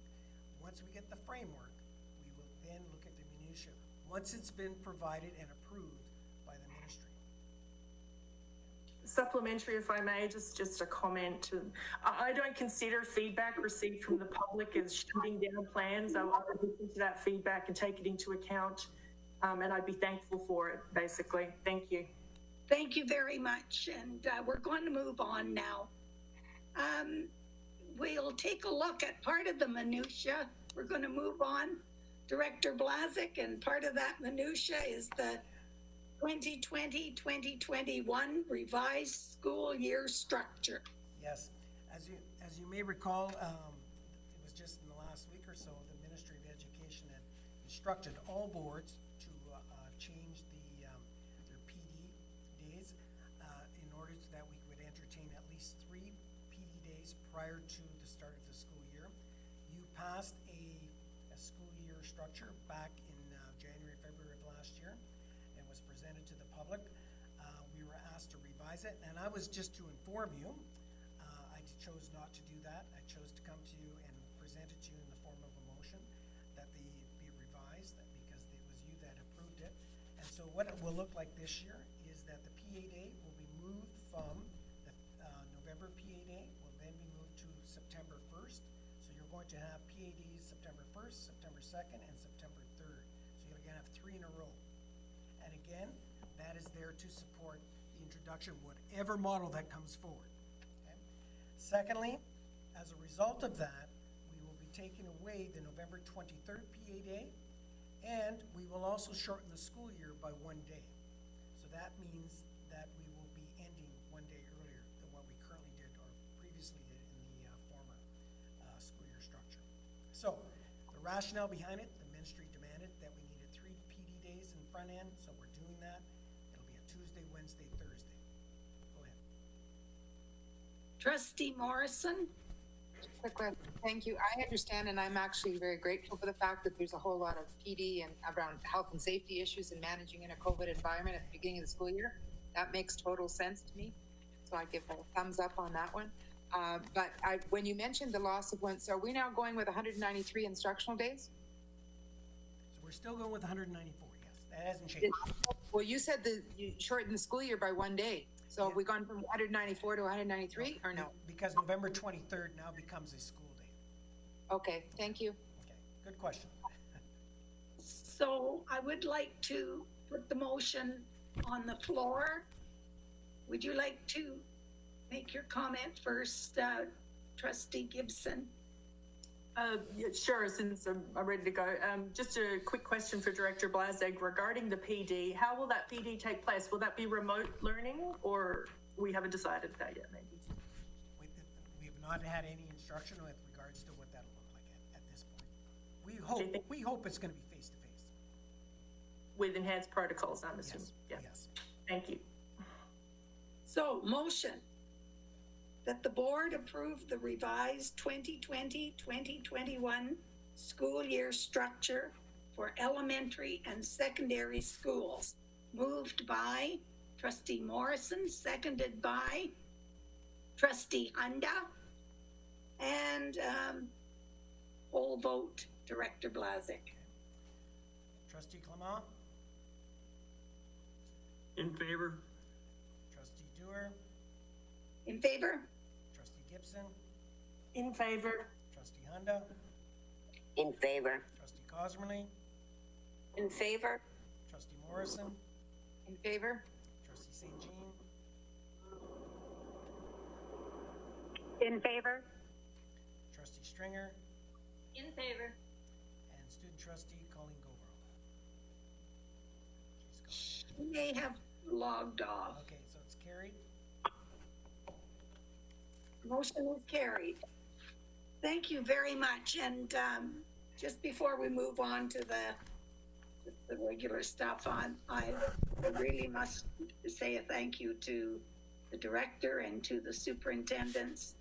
That's an awful lot of information. And that was a lot of gathering and a lot of work. And I thank you very much. Request for leave of absence, motion that Linda DeVos be granted a leave of absence from the July 15, 2020 board meeting. Moved by Trustee Hunda, seconded by Trustee Morrison. Poll vote, Director Blazik. Trustee Clement, In favor? Trustee Dewar, In favor? Trustee Gibson, In favor. Trustee Hunda, In favor. Trustee Cosmerly, In favor? Trustee Morrison, In favor? Trustee St. Jean, In favor? Trustee Stringer, In favor. carried.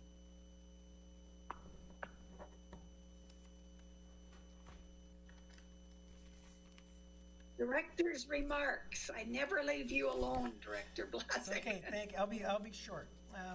So just some of the points that we spoke about earlier, it was in relation to the end of the school year, but I just wanted to give you a quick update in terms of summer programming. So for the summer school registrations at the secondary level, we have 325 students participating. And at a later date, we'll of course break it down what that looks like. We also have for the Code Summer Learning Program, that's grade 1 to 8, 105 students. In the special education program, summer programming, we have 140 students participating. And there's just one little caveat here, and this is the first time this has ever happened. We actually have a number of kids taking Empower over the course of the summer, which is amazing. So I just have to be a special mention there. We also had, in terms of the mental health summer programming, we had social workers, 9 social workers working throughout the summer on a weekly rotation. That started July 2nd and will end on August 31st. And we're also ensuring that by the end of August, the last 2 weeks, we're hoping, pending what we hear from the ministry, that we'll be able to get an orientation in for our JK, SK, and also for our students that maybe for our ISP kids that have not been with us before. And we also need to let you know that as we are moving forward, I just wanted to remind everybody we're continuing to work with the Ministry of Education, as well as the Deputy Minister of Education, the coterminous boards, and of course the Northeastern boards of education. All of us are tied to each other in terms of the collaborative piece, and we're really feeding off each other in terms of trying to understand what it is we're trying to do for September the 8th. So on that note, we have constant communication with our Minister of Education almost every Monday, and of course the chair has been a part of that. The Deputy Minister, almost since March 13th, we've had a Thursday meeting, Thursday teleconference with the 72 school boards, and with our coterminous boards, including the 5 boards that I mentioned to you earlier, that's Huron Superior plus our 4 boards. We have met on a number of occasions through Google Meets to discuss what it might look like, because we need to coordinate amongst us. And we've also dealt with or had communications with the Northeastern boards. There's over a dozen participants. Now, all of us are coming from different places. It's very difficult to come to one plan when you have so many different players at the table. So when we do stakeholder input, You have to remember, you can't just listen to one group. You can't. You have to take everybody's input in order to come to a solution. And the ministry has the biggest say in this going forward. So the dates to remember, again, the Ministry of Education, be the Deputy Minister, will review our adaptive plan, provide feedback on the week of the 27th. As well, the Minister of Education has charted August 4th, at least the week of August 4th, as a date for determining reopening plans. Again, I'll reiterate, we are under a time crunch for organizing transportation. Typically, it takes about 6 weeks at a minimum. Okay? Again, September 1st, 2nd, and 3rd are now PA days designed to support the implementation, whatever that looks like. There'll be a lot of protocols being established and shared at that time. And school is still scheduled to start Tuesday, September the 8th. So that's really important as well. And as soon as we know what the parameters are for September opening, we will inform the trustees and the community, ASAP. We do not want to hold stuff back, but we don't want to confuse people either. And finally, I would like to thank trustees, parents, and students and staff for their patience and collective courage in meeting the demands and challenges forced upon us over the last several months. Providing the best possible education, implementing public health protocols to maintain health and safety, and providing tools to work daily under a pandemic environment has been our #1 priority. Going forward, we have a lot of hurdles to overcome, but I will tell you that each and every person associated with this crisis has the same end game in mind. Return to normal operations with the health and safety of all of us as the most important consideration. So again, thanks to all of you and your ongoing support, and it has been thoughtful and much appreciated. Madam Chair. So thank you very much, Director Blazik. The Director, Trustee Clement, do you have anything you would like to report? Thank you, Madam Chair. July 10th at 12:30, we had a director's meeting, and it's nothing that you haven't heard here. It was all the same thing. Their titles were they're talking about the omnibus bill, reopening discussion, and a polling update. And one of the polling updates that they did take through the Nanos poll was they were a lot higher in the parent polling, saying that it was 4 out of 10 parents would keep their kids at home. And they were very satisfied with the e-learning that they were doing at home. I'm really mixed reactions too with the fact that if it wasn't for the Ministry of Ed saying that they want to open schools again September 1st, you'd have to ask the public health what's their opinion, and I don't think they would be opening schools. I think this is going to be an experiment. All the safety things in place would be great. I think we're going to have to do a lot more. But when kids go back to school, kids get sick all the time. All we need is one child to have a suspected case, or our teacher with a suspected case, and we'd be starting all over again. I would just wish that, I understand they want the economy going and some of this here, and we had such success with the e-learning with the kids. I would like to see it last a little bit longer, but I guess whatever things you put in place, Director, I can understand. But the extra work involved and the pushing and pulling on everything is going to be it's going to be something to see. Thank you.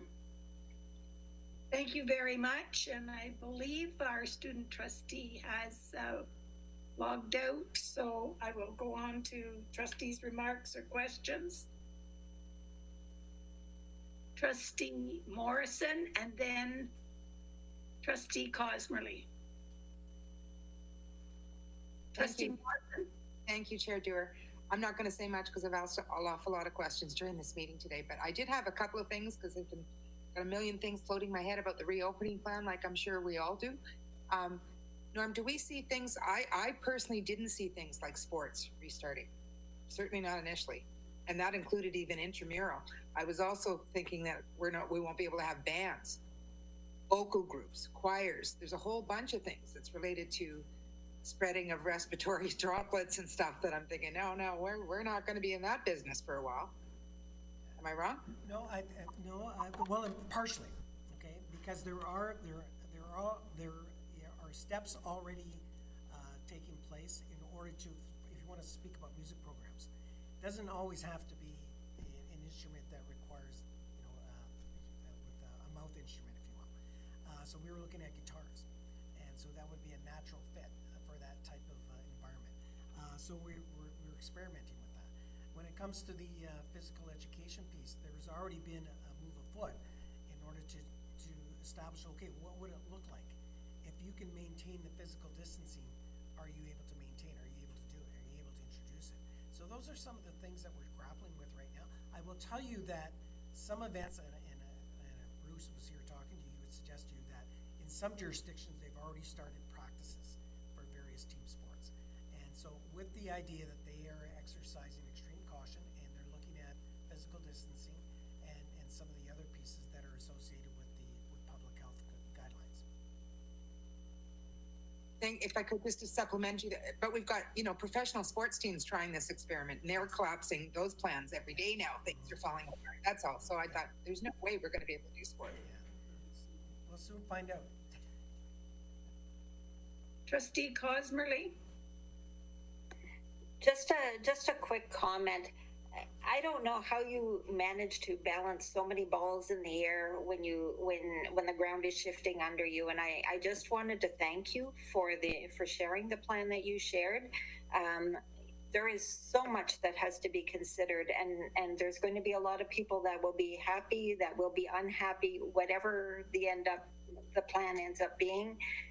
And as you've said, the plan that we end up with has to be approved by the ministry, so it can continue to change. But I just wanted to thank you because I feel more reassured that our board is doing everything it can to support our kids and to follow our vision and our mission. So thank you for that.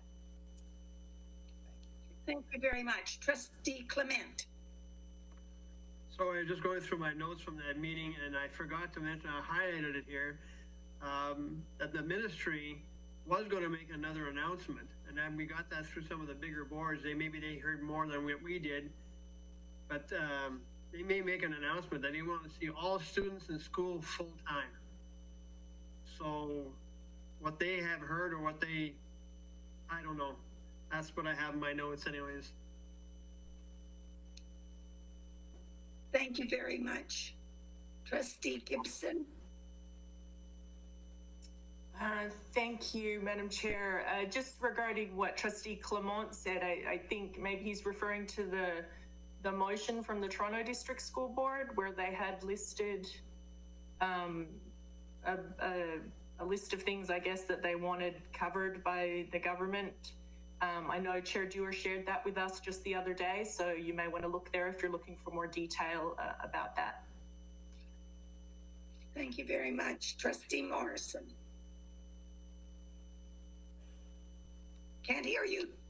No. Microphone. Just hold me a minute to get my mic. We've all heard that there was a memo to the directors. Most of us have heard that rumor. There was a memo to the directors in the last week telling you all that students will be full-time as of September in class. We did not receive a memo saying that, no. Okay. Because the other information about Toronto is all over the place. I've read it on social media. I've had it in the Parents for Education. The rumor mill is that the directors have received in the last week a directive from the minister saying that the kids will be in class full-time in September. Now, the Premier is quoted in the Toronto Star today that he wants kids in 5 days a week. But we have not received that direction in terms of a memo. However, he also said regional changes too. Director, Trustee Gibson. Thank you, Chair Dewar. Just to Trustee Morrison, I have heard a similar rumor, I guess you would call it, and I thought that was actually regarding a email that was sent by CODE, the Council of Directors of Education, regarding the full-time schooling. So maybe that's what you're referring to. I haven't heard any rumors about anything from the minister, but maybe Director Blase could comment on that. I've not seen that memo or that. Yeah. Okay, rumors then, I guess. Thank you. So I'm going to The next item on the agenda is the chair's remarks. And I'm going to forego that. I feel we've put in a very long meeting. We've got lots of information to kind of take a look at. And, you know, we are a team, however, and we've got a good team. And we've got some of the finest parents on that team with us. So whatever we have to do, we will do it. I just feel certain of it. I have a lot of confidence in that. Anyway, we must remain vigilant to limit the spread of COVID-19, and that the health people, I agree with whoever said it, the health people will make the final decision, and there will be nothing coming from the ministry that is going to step on their toes. So I'm going to leave you, however, with a thought for the month that comes from Franklin D. Roosevelt, who said, when you come to the end of your rope, tie a knot and hang on. Thank you very much. Want you to take a quick look at your agendas under information and proposals. You will see that there is the special education minutes, Special Education Advisory Committee minutes, and there is the letter to OBSPA that was dated July 16th. Under future meetings, we will do our very best to have these meetings as they are listed. But you know, if we need a meeting sooner or later or on a different date, we're going to do it. If we have to postpone a meeting till we get some information so that we can go forward, we'll do it. So although the future meetings are listed, please remember that they're not set in stone, and please be prepared to respond to possible changes. Thank you. Please stay safe. That we do now adjourn, moved by Trustee Morrison. Oh, you have a question, Trustee Morrison? No. Moved by Trustee Morrison, seconded by Trustee Stringer. Thank you all in favor, just wave goodbye. Thank you very much. Thank you so much. Bye, everyone. Bye, guys.